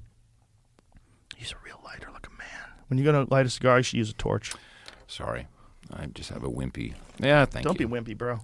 Well, that's all. But that's why you're so great because you don't. I don't think you've ever. You're probably like me at a certain point. Whether you were making a lot of money or not, you probably just stopped worrying about it. Yes. And that was probably when you didn't have all that much, and you just went, I'm just not going to fucking worry about this. That was my Fear Factor days, because I could stop thinking about it. Because you're always worried when you're an actor in particular that you're never going to get cast for things, too. Work again. Yeah. And then one of the things that I thought about with Fear Factor is like, oh, this isn't even a fucking acting gig. Like, how crazy is this that I can... That was written for you, man. That was fucking written. Hilarious. Was that an Endemol production? Yes, it was. Yeah. I know John. You know. Yeah. Oh, they're nice folks. All those people, all the people I work with are really nice. The producers and everyone. It was a cool place to work, and it was also like I didn't take it seriously. That's how I got the job. I went in there and started making fun of everything. Like, they wanted a spooky host. Like, what you were about to do is face. And I was like, dude, you're sicking dogs on people. What the fuck is wrong with you? How can you not be? And I showed up for the first meeting high as fuck. Because I didn't think it was serious. I was like, what do they do? Like, what is this? Was you just like, okay, this could run 3 episodes, who the fuck knows? Yeah, I had been given a bunch of wacky pitches. Yeah. As me as the... Right. There was like a pilot I did once with me as the a judge on like people's disputes, and I had to like with humor, and there was a comedian that was my sidekick who was the cop. So there's a bunch of wild pitches like that. So this is like another wild pitch. Like night court almost. Yeah. So this was a Judge Judy type deal. But funny, supposedly. Okay. But probably not. So there've been a lot of wacky pitches. So when this one came my way, I was like, what are they going to do? Game show where they're going to make people eat bugs. Like, what the fuck are you talking about? So I said, okay, I'll go down there. And I was making fun of it. But my buddy David Hurwitz, he's the reason why I probably wind up getting the gig. I'm more than sure, is because he was like, guys, this is ridiculous. He's the only one making fun of it. We can't have someone serious. Have someone make fun of it, because the audience is going to be making fun of it at home. Definitely part of the cultural demise. That was it. Totally. Once we got people eating bugs on television for fun and profit, that's why they're coming, brother. You're going to be eating bugs on your burger bun. That's what's happening. It's you, Joe Rogan. Bugs are decent protein. Sure, if they you're starving, but let's eat some steak. Yes. From that protected bison who we just saw there. Only if it's United States killed bison. We have to kill it. We have to kill it personally. We'll distribute it with a big fucking cannon, because that's how we roll. Bison the way they distribute monoclonal antibodies. Don't get me started. You've had too much bison. Your children are too strong, and they're winning at football. This is inequitable. Well... Yes, Joe, that is exactly what's happening. That is exactly what's happening. We're going to evenly distribute the bison throughout all 50 states. Just people can just opt out. And when they need to. And when you see someone who's kind of waking up, don't ridicule them. I'm not talking to you. I'm just talking in general. Yeah. People ridicule people. They drag them on Twitter. Oh, you said it all wrong last time. Oh, now you take that. Right. Embrace them. Yeah. Trinity and Neo. Pull them out of the sludge into the goo. It's hard for people to admit they made a mistake. It's very hard. It's the worst, of course. It's very hard. Of course. It's really important. You got to do it. And I'm sure I'll have to be admitting mistakes in this show for a long time, because I always make mistakes. Yeah, I make mistakes all the time. And I have no But there's also there's mistakes not just in facts, but there's mistakes in philosophy. Like, you could have a bad idea of how things should be, and you've committed to that bad idea, and you defend that bad idea, and you haven't really had time to just sit down and think it through in its entirety, objectively, divorced from your own adopted opinions. The opinions that you took on, that you're defending, and divorce it from those and just look at it. And that's hard for people to do, because we're so fucking tribal. And these ideas, whatever they are, get locked up into a group. You're on this group, you believe this. You're on that group. Like, I had a long argument with a friend of mine once about abortion. It wasn't an argument. It was like a weird conversation where they were like, it's always a woman's right to choose. And I said, okay, but what about when the baby's like 8.5 months? Isn't that a different thing? Is it a different thing when it's 5 cells than it is when it's 8.5 months? I mean, I'm not saying what depending on where you're coming from. He didn't want to admit that. It was a thing where he didn't want to discuss it. I said, okay, listen, I'm not a pro-life person. I believe a woman should be the one who makes the decision if she wants an abortion. 100%. But at a certain point in time, it becomes kind of crazy, right? Like, admitted that when the baby's about to be born, the day it's about to be born, if you decide to kill the baby hours before it's born, while it's in the womb, that's a different thing than an abortion when a baby is like 6 hours old, right? Or when the sperm has cracked the egg. I believe so. Right. Yeah. It's different. He didn't even want to say that. And I was like, but this is a thing, right? This is a real thing. This is not a value. I'm not making a judgment about what people should or shouldn't be able to do or what law is. I'm just saying, don't you admit there's a difference between those things? And the resistance of even discussing this was fascinating because it was like someone who had like a spell around them and they couldn't, cannot discuss, like do not talk about this one thing. Like it didn't want to acknowledge that they're different because if you do, then you set up the narrative that abortion is murder and that abortion should be evil and that now you're a pro-life person. And you don't want to be a pro-life person because they're the crazies that attack Capitol. That's the January 6th people, right? So there's these ideologies that are attached to these things in this way that's almost inescapable if you're on Team Blue or if you're on Team Red. Like you got to stick to these fucking thoughts. Well, unfortunately, both Team Blue and Team Red in Texas created this controversy specifically for this election. This law that was passed I don't think there's any reasonable person that can think that, you're 12 weeks in or whatever it was, 6 weeks. 6 weeks. Some 6 weeks. No reasonable person can think that that's reasonable for detection. Leave that as it is.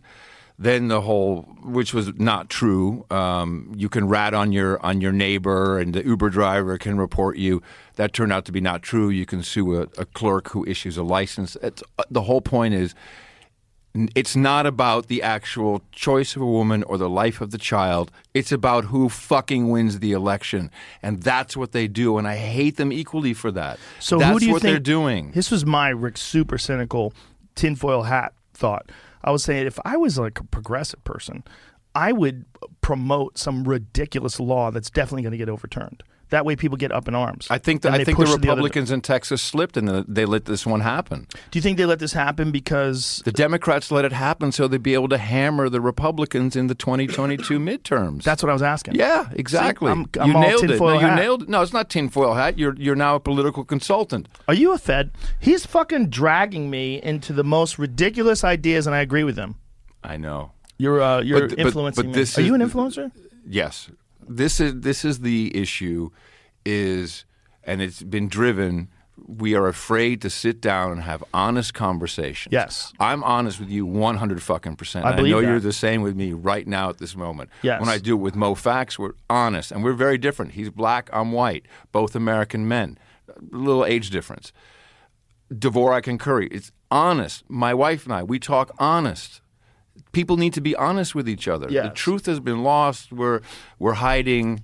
And without sitting down and just being honest and saying we're going to love each other after this, whether we agree or not, let's just talk. Let it be said now that I recognize right now that Adam Curry is a spokesperson for big mind reading. This is what's going on. Because once big mind reading comes along, you don't have to worry about being honest because everyone's going to read minds.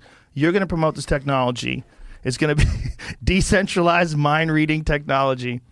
I should have brought more weed for Adam Curry. I forgot he's an I have my own all-day smokers. I have my own. Are you an all-day guy? Pretty much. Because you put me under the table in this podcast. We went through that one blunt, and when we were 3 or 4 I hits like in, that. I like that the most, actually. The blunt. Hello, world. Do you have another one of man. those? I want to take one of those. I'll give you one. Yeah. Paralyzed man post-tweet using only his mind. Yeah, I saw that. Thanks to brain implant. Yeah. Well, that's how they're going to get it with the Neuralink as well. Elon has openly said that the best use of that would be people who have had spinal injuries. They're gonna have regained full function. I thought that what was also that they might be able to reprogram some things if there's been some kind of neural pathway break. So not necessarily that you are hooked up to a machine, but they can actually do some reprogramming and fix certain things. Yeah, fix it to make you more friendly to An the assassin? state. No, a fucking assassin. Adam. Yeah, Manchurian Candidate type deal. Okay, so Jack Ruby. back in the day, we can look it up exactly when, they were giving away free lobotomies in Central Park. And people lined up to get their lobotomy, where they literally would drill a hole, they'd go in, they'd pull out your frontal lobe, whatever that little thing is, and people were happy because they had heard, this is the thing I want. Where is this? Is there In New York videos City, just look it up, What year is frontal this? lobotomy. I'm afraid to say, but it's going to be around There we go. Oh, Long Scary Island. days when thousands were lobotomized on Long Island. Holy fuck. Yeah, 1958 to 1974. Holy shit. You didn't know this? No. This is why Americans are weird, man. We Listen- buy Nikes and we take vaccines. Let's read this. And we You do have to frontal wonder. lobotomies. You have to wonder about Henry Brill's sanity, a Yale-educated psychiatrist. He was a director of Pilgrim State Psychiatric Care Center or Psychiatric Center from 1958 to 1974. During the later stages of his tenure, the world's largest mental hospital, he was a national leader in the fight against marijuana. Head of the state's Drug Abuse Commission, he rallied against the evil impact that marijuana had on people's brains. Big talk from a guy who Around 2,000 Pilgrim patients were lobotomized in the 40s and the 50s. Holy fuck. But there were people going willingly to Central Park, where they draw caricatures of you. Hold on, but go. Go back. Okay. 2,000 Pilgrim patients were lobotomized in the 40s and 50s, according to the later reports from the New York Times and elsewhere. Though lobotomies were probably performed at mental hospitals in Central Islip and Creedmoor, among other places, 1 out of every 25 lobotomies performed in the United States took place at Pilgrim, making it undoubtedly the scariest place on Long Island. Holy fuck, man. But this is just the technology that was being perfected. But when they were out there saying, hey, you should come and take this, people were like, oh, I got a lobotomy. And so they did it for free. So they would set it up where you didn't have to be No, diagnosed. I think you could just show I think up. you paid for it. You paid for it. Yeah. Yeah, brother. Imagine. Well, Americans are interesting people. Well, if you don't pay for it, you don't think it's worth it. It's like how they figure out tickets at comedy clubs. You give away free tickets, people don't care about Don't the show. come to the show. No, Well, of course not. They come, but they don't pay attention. They don't really care. You don't want those They don't fuckers. want those. You They don't don't want those drink fuckers. either. Yeah. That's the future of NFT. Is the future of ticket scalping. You watch. That is That's wild, funny. man. Yeah. Isn't that cool? Well, I guess in the 40s and 50s, they thought this is like some of these people, you just can't fix them. Just get in there and fucking. But the people were legit just like, I'm unhappy. Have you ever? I've never seen a lobotomized person communicate. Have you? Joe Biden. Boom. He's Come not on, that was lobotomized. fast. They just planted him in that pet cemetery. The He top came of his back. head has been off 2 or 3 times. Yes. Yeah. Yeah. Yeah. That's got to be some concern. Hey, it's a miracle of modern science that you can get the top of your head removed and still be the commander of the free world. Twice. You put it back on and it works great. It works great. 40% agree. No malarkey. Do you find anything about a lobotomized person communicating? They must have like a video of No, them. you could just talk normally. Yeah, for sure. But I haven't. I don't You think could talk I've, normally. Yeah. But I don't think I've seen that. I don't think lobotomized people necessarily. Well, let's find out. Oh, okay. Well. I'm trying to get seeing if to Jamie the can. to the book of knowledge. YouTube it is. YouTube. I Come mean, on, there's let's got to bring be it. a video Interview. somewhere of someone who's been lobotomized. Yeah. Who's Interview of a lobotomy patient. ooh, let me hear this. Right? Okay. Like what? Okay. Sick. Before we get it going, Fucking what's your sick. what is your prediction? Do you think the person will be slow, or do you think they'll be distant? Do you think you'll be able to tell? Yeah, I think it'll be a little woolly. They'll come across as kind of woolly. Oh yeah. Woolly? Okay. Woolly? Woolly. Just Like kind of wool? like look like Wool in their brains? No, just kind of like their gauze in front of them, kind of like, oh yeah, that's okay. Oh yeah, Joe Rogan, that's really good. That's what I Seems think. like there's a popular one that's coming up a few times. A guy named Howard that was lobotomized when he was 12 by this guy. I'm sure that's Freeman. going to be fucking crazy. That's Christ. But he's talking. At least the look. Oh of it. boy, the video is crazy because you see the kid when his eyes are puffy after they lobotomized him. Is this Howard right here? Yeah, that's him talking. So I mean, he seems to be pretty coherent. what? Just from that Audio. 1 second with no audio? Jamie, you're a Fed. I'm surrounded by Feds. Said she Hello. was a problem, You were right. not me. The other 2 said I was just a normal kid. In fact, several times. she said That looks pretty normal. even without That ass needs a lobotomy. but the information Give me some volume so I can hear him. I have it up as loud as I can get Oh, right okay. now Sure. for some reason. I probably was seen 3 times by See, kind of what I said. Where's the hole? Freeman was very personable. There's no hole. Man, Come on. very That's so they would. That's the fucked up part about it, which I looked when I was looking this up recently because there was some stuff. It was still going on in the 70s and 80s. They go through the They eyeball? go through your eyeball. Yeah. Yep. With an ice pick. There you go. Oh, Jesus. And they just scramble it? Yeah. So I think my before that, God. Jamie, I think like the turn of the century is when they were really doing it full time in New York City. Whoa. There's the tools like they would just Yeah. stick it in Miracle there. Cure. See, Whoa. Miracle Cure. Jumble it up like Miracle Jell-O. Cure. Oh, my God. Yeah. They go through Miracle your fucking- Cure, baby. Now, there was anesthetic right back then, right? General Fuck anesthesia? no, just jam that shit in, man. No? No Have- general have- anesthesia? Have some bourbon. When was general anesthesia? Doing it right there. Oh, my God. Oh, my God. Oh my God! Yeah, dude. Here, Look at this guy. described as easier than curing a toothache. Look, but look at the guy with the fucking sleeveless shirt on. Both of them. He's like, hey, I got out of the fucking gym. I'm he's doing my hammering. bottom. Look at that. He's hammering that thing into the eyeball. Jesus And they're just holding her Christ, hands bro. down. Look at that guy to the upper left. He's about to do that on a prostitute later that evening. He's like, duly noted. Oh, Look at there's some fucking- politician standing there too. What's that guy doing in the middle? Those are the guys that presided over the Warren Commission report. Look at them. Look at them. This is wild. Oh my God! At least those people have gloves on. Well, now I support this tactic. Hey, Now they it have looks more cloth legit. masks. That's bullshit. Cloth masks. Oh, That's no what's good. going on here? Oh my God! That's the electroshock therapy. Oh God damn it! Yeah. And again, they do it with these Guido shirts on. That big bruise there. Yeah, you got that. Someone didn't like it. Shooting You heroin. guys are Right, someone insane. bit him. You guys are crazy. We're crazy. Look at this. They're cutting open heads. They're cutting open heads. open heads there. That one they just cut open and they just drilled it. They like tried different Yeah, methods. I read that this guy, Walter Freeman, gave most of them, is what I was Yeah. reading. The guy with the sleeveless shirt? He What gave, the fuck, man? he was doing 100 a day at one point, Okay. I think. Imagine So- you show up and the guy's and you're like, why do you have no sleeves? He's like, I do so many lobotomies, my fucking arms get hot.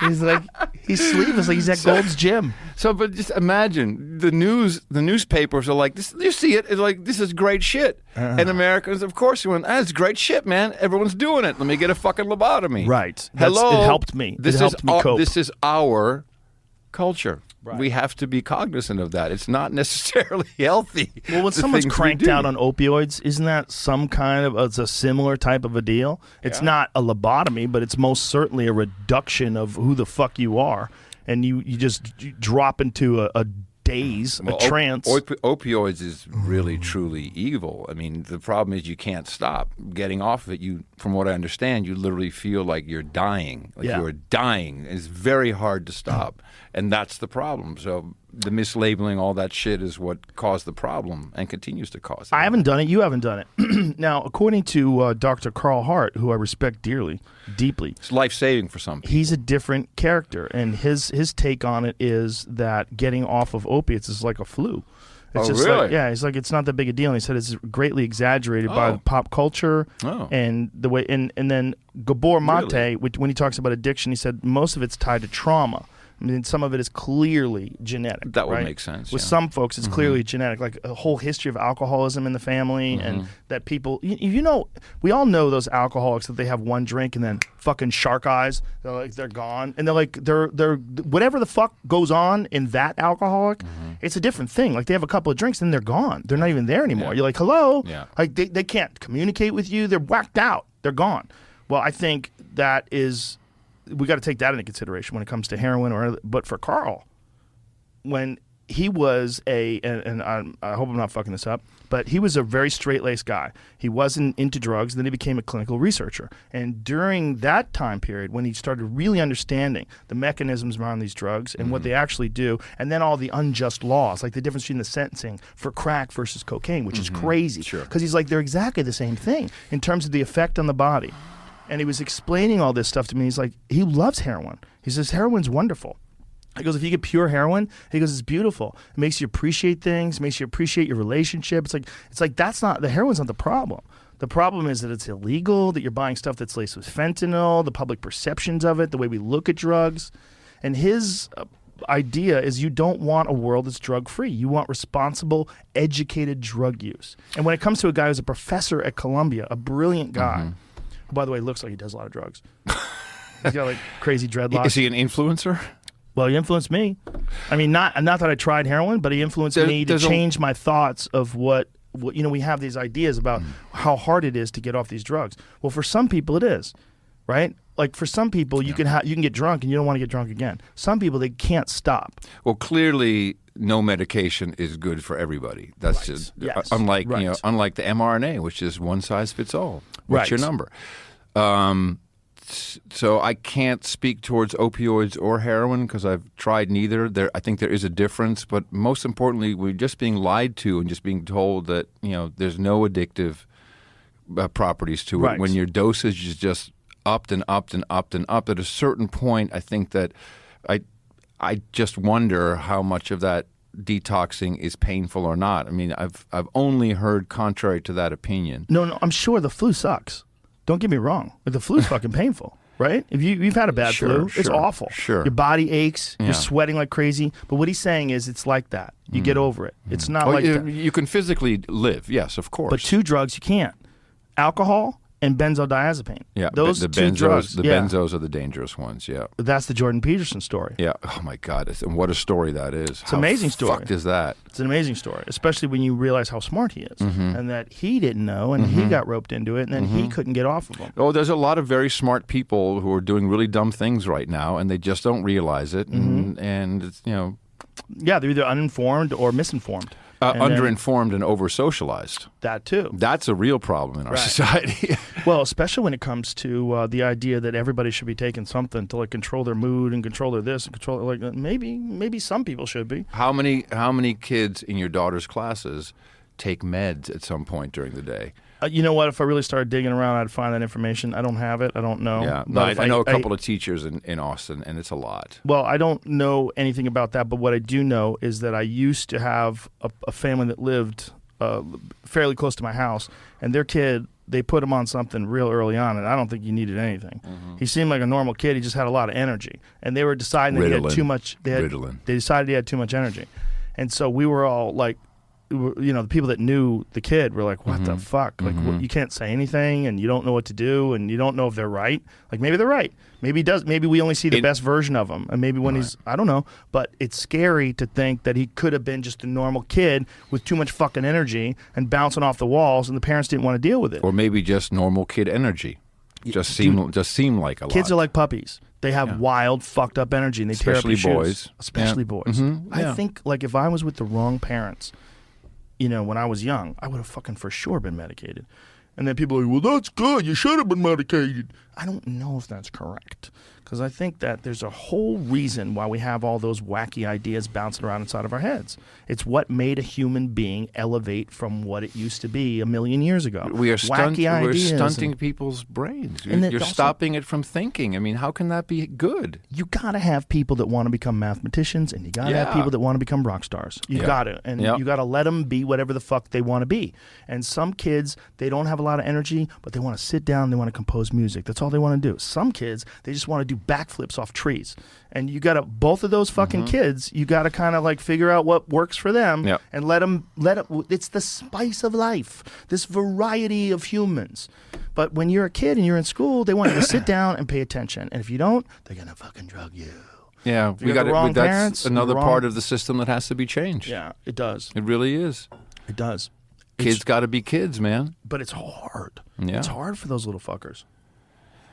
Well, growing up a kid today with all the fucking influences and all the craziness and you know, all the bizarre aspects of our culture and the interconnectedness of it, and these kids are going to look like fucking pioneers. They're going to look like the people who settled west to get gold in comparison to kids that are coming along 100 years from now. If they take control of their own experiences, yes. If they continuously allow, and most unwittingly, if they just don't know, if they allow other entities, artificial intelligence, whatever it is, control their experiences without human experience, you know, which usually works between humans, that there's forces that are changing that, which is kind of what Twitter is with algorithms, etc. Yeah, that's just not going to turn out good. It doesn't feel like don't think that'll be a good thing. Do you think the fear is, and this is like a real long-term concept, the fear is that one day we'll decide that whatever does make us human, whether it's our emotions, our hormones, our desires and greed and jealousy and all those different things,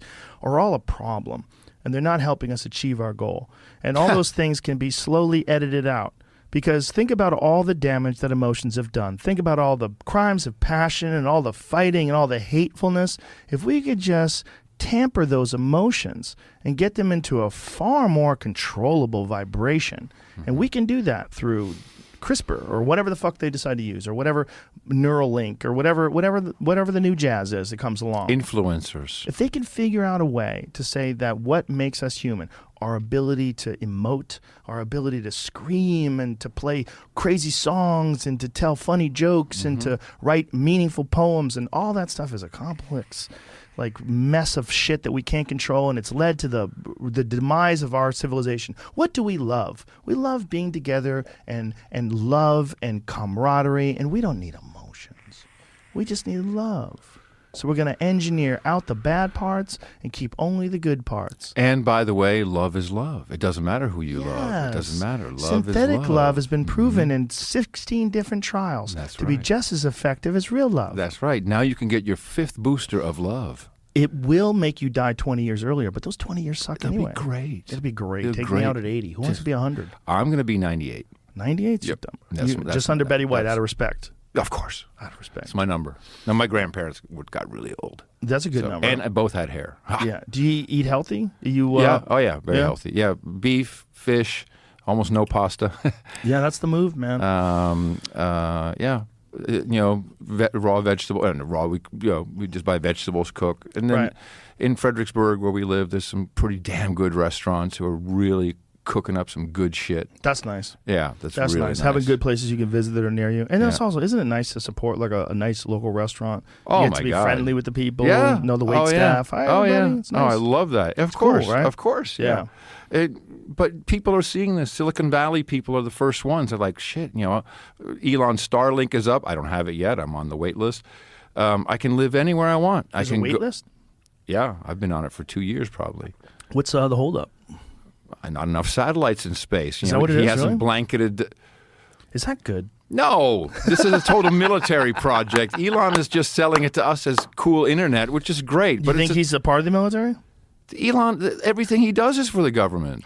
Yes. What are you saying? He's a great guy for that. He's a great pitch man for But he has to innovate. Technology. If you're going to innovate, don't you think you have to he do didn't with the government, or invent. they He take didn't you invent Tesla. He didn't invent SpaceX. He has vision. He understands how to explain it. He's very good at that. He's quirky. He has a whole bunch of great elements, that just are the perfect guy for our era. It's amazing to be alive at the same time as him. Is he the big innovator? No, I don't think necessarily. I think he's, he has a big network behind him. Sequoia Capital, there's a lot of people involved in Elon Musk. For sure. In my opinion, that's just who I just think it's like, yeah. He's a very controversial person, but he's a very nice guy. I'm sure he's a nice guy.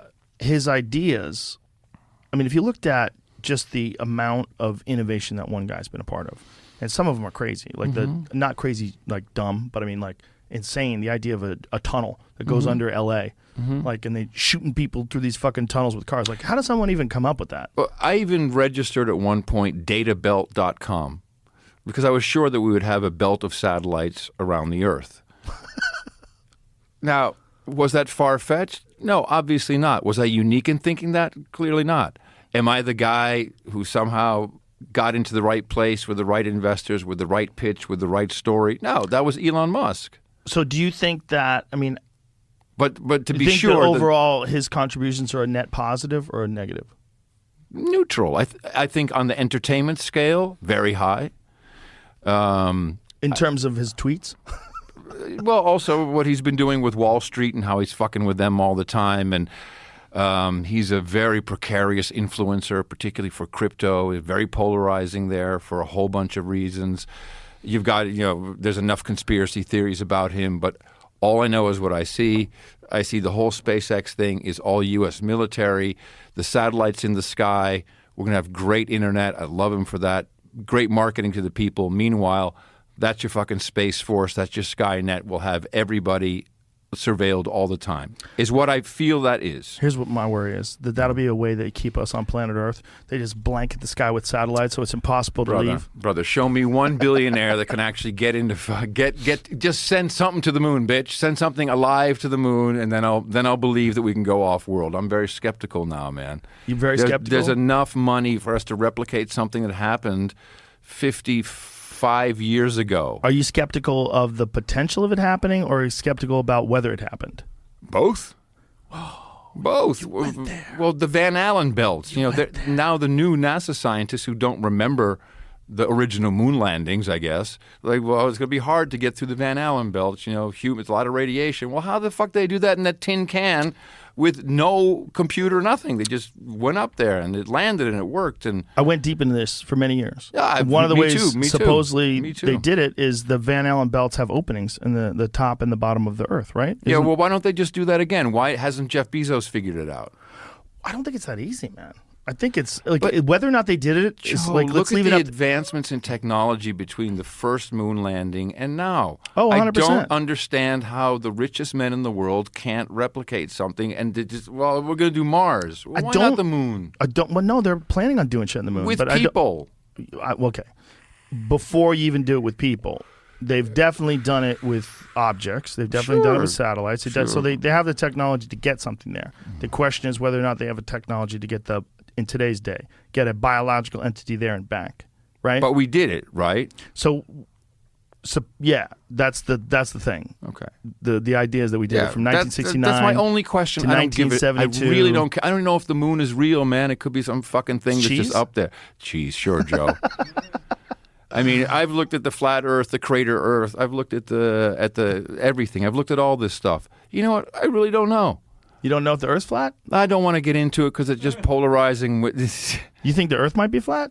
I think it's not round for sure. Well, they don't think it's round. It's ellipse. But think. I mean, when it's I look not, at the fucking pictures. Hold on a second. It's round. We got to be clear. It is round. It's just not perfectly round if you had like measurement devices. This is where my wife is going. What is the actual Shut the fuck term? up, No, Adam. but there's You're a going off term- the rails. Don't do it. There's a term of what the Earth... And that's my work wife. What is it? Elongated ellipsis or Thanks something it. like Yeah. that. Yeah, something ellipse. like It's that. an ellipse. Yeah. Yeah. But that's just technical. But listen, it's in a round shape, a shape of a sphere. It's just not a perfect sphere. It's by very minute numbers, it's off, right? Like overall, because if you look at it, it looks circle. Right? Right? I really don't know. I don't know what my lion eyes. I don't know what I believe anymore. What are you, because an Eagle song? You can't hide your lion eyes. It's just hard to know. Just looking at the pure facts on the face of it about not returning to the moon. No other country has done it with a human being.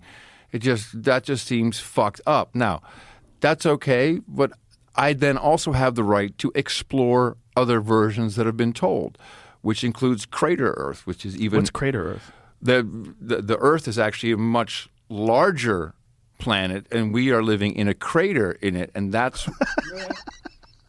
Wait a minute. We're glad. in a crater? I'm not saying that. I'm saying I have the freedom to explore Is the these whole theories. universe the Earth, and then we're the crater in the center of the universe? Is that So what the you're saying? moon is, in essence, if you look at I'm just telling you the theory, right? This is It's conspiracy I therapy. don't think we should say theory when it comes to crater Earth. Let's just say the wacky story. as you wish. I feel like theory it's a little lofty for this one. Okay. Maybe I should let a whole just bunch of describe it. YouTube videos with a cool voiceover taught me.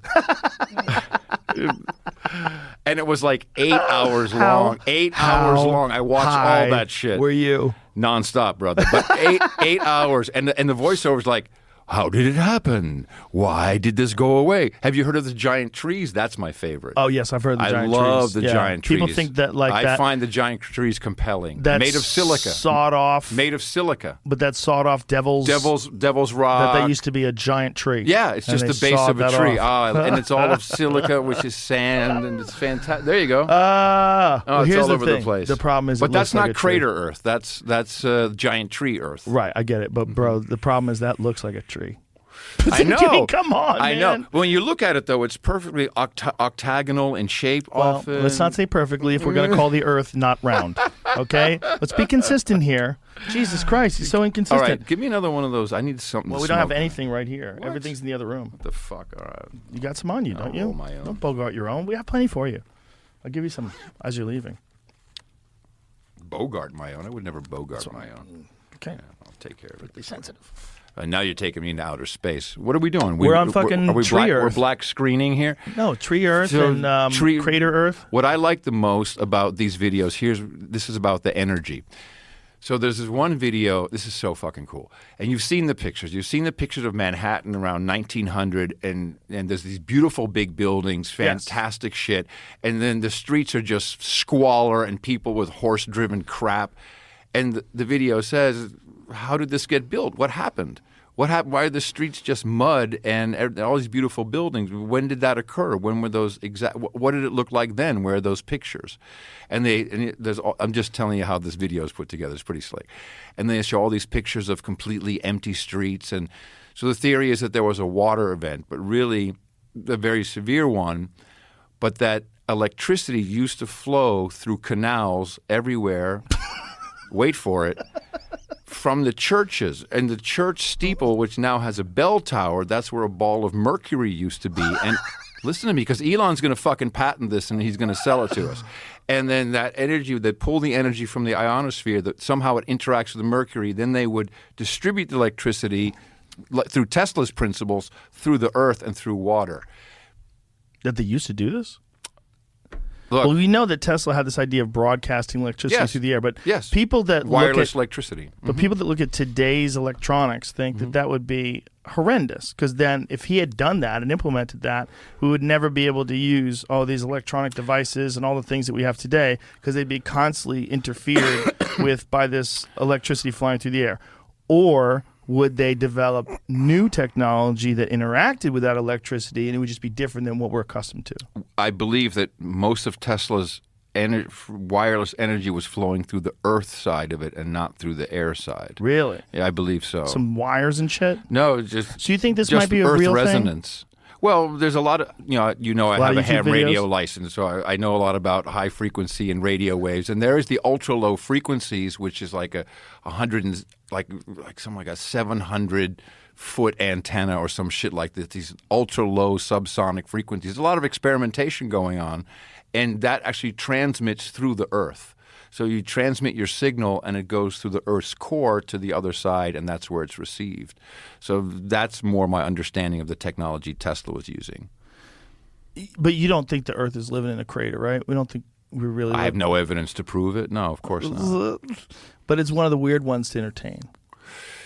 There's a lot of people out there. Oh yeah. Yeah. If you want to believe in the heliospheric model, that's fine. What's that one? That's the globe. The globe, the round Earth. Are you a globe head? That's what flat earthers call. A globe head. They call us globe heads. Yeah. People that believe the Earth is round. I think there's more important things to think about. Yeah. I think there's some theories that maybe it's a waste of time to go over. Just saying. Maybe that's one of them. But it's interesting to watch what people get obsessed with. The flat Earth thing, what's fascinating about it is how many people got obsessed with it and then eventually kind of gave it up. A lot of people gave it up. What I get interested in is a lot of the biblical parallels and references. Very, very interesting. I have a lot of believers in my life, and I question them on all kinds of stuff. Certainly what we're seeing now, compared to Revelations, and there's always been this kind of doomsday, which is maybe why I have never connected with God, is because I'm such a fucking optimist. I'm not quite sure what it is, but I recognize the connection people have, and there's so many parallels with a lot of these quote-unquote conspiracy theories. You've got to wonder, what's the conspiracy? What's the story? Right. Who knows? Who knows? We really, I don't know. You don't know. I just want to live my life, be happy, and make a better one for the kids, man. There's a lot of people that are studying the shape of the Earth, and they're pretty sure it's not flat. I mean, we got if those. Are you trying to influence me, Joe Rogan? Because you're failing. Those satellites are spinning around the flat Earth. You're going to have to come up with a whole new explanation of how they fucking stick up there. Well, when you see the clock and you understand how the star system would rotate around the flat Earth. Oh, Jesus! And then the sun and the moon are counterpolar. Then you would understand it a little better, but I'm not. It's a lack of understanding on my part. I don't understand it either, but I do watch it, and I do enjoy all these different theories. I really think that's interesting. I have no problem with that. What's the difference between taking drugs and watching, Friends reruns? Or taking drugs and listening to someone talk about how the Earth is flat? For 8 hours. No, not just for... It's much listen, bigger man, than that. I used to love Art Bell's show. When Art Bell would get some guy calling up saying he's a time traveler, I'd be like, really? Wow, listen to this guy. And Art would go, tell me about the future. I think that's feasible. Yeah. Time travelers? Yeah, sure. What do you think would happen if time travel was invented? Well, how do you think it would happen? Like if all of a sudden, out of nowhere, time travel is invented in our lifetimes, how much do you think the world changes? Back to the Future would be a documentary. I think it's way crazier than that, Adam Curry. I think let's just presume that it was already possible in the future, and we're living in the past. I mean, you can go on forever, but why wouldn't? You aware of a guy named Dr. Ronald Mallet? You ever heard of him? I don't. I think he's University of Connecticut. See if you can find him.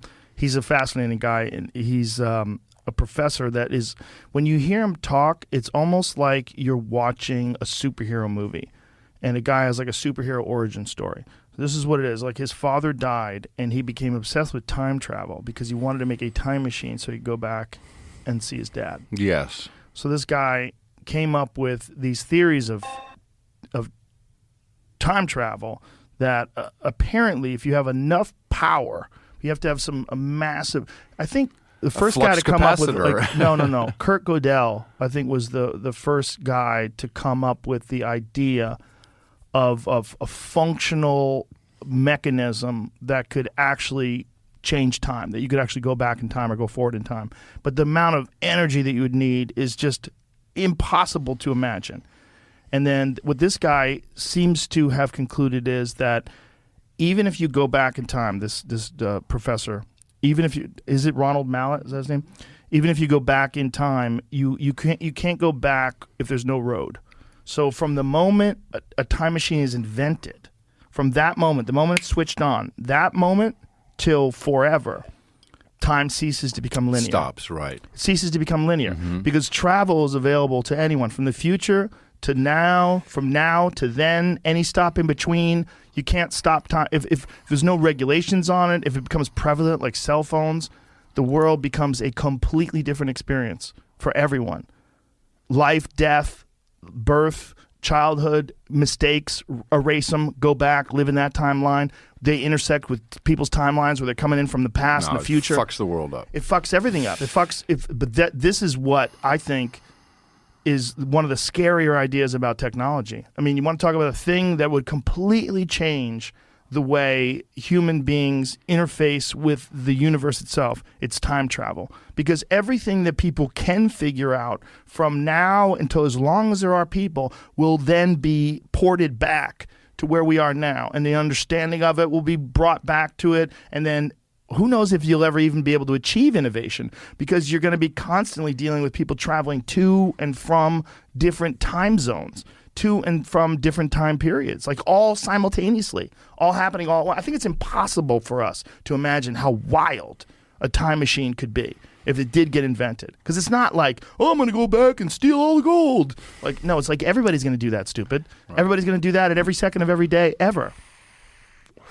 Well, this, of course, leads us right to the ultimate answer, which is we're living in a simulation that is controlled. We may control pieces of it.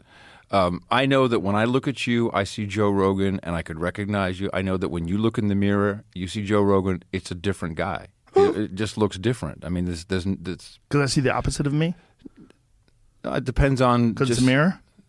It's just that's how we perceive the world individually. This is, remember the white silver dress, blue dress? Oh, yeah. People perceive the world differently, and you're nudged from all directions to, it's like something you heard or didn't hear. What is he saying? And, oh, well, if you put it in my head, that's what they're saying, then I'll hear that. I mean, all this kind of stuff, we perceive reality different all the time. The time. That's a fact. And that's also one of the weirder things about people with mental illness, right?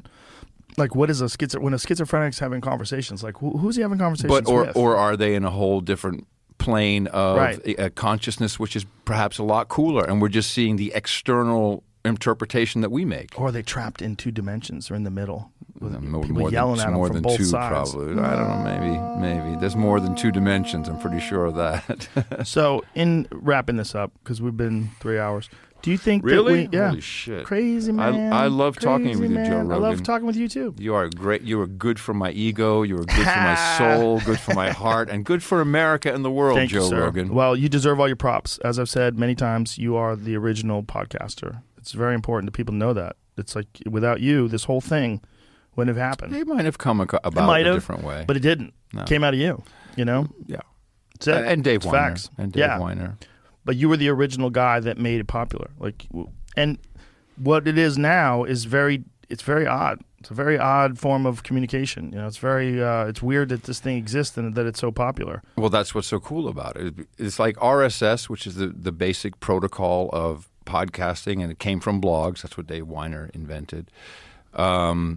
Has just proven unstoppable. Everyone makes them. They're all over the place. They're very handy. They're easy to understand. They're easy to implement.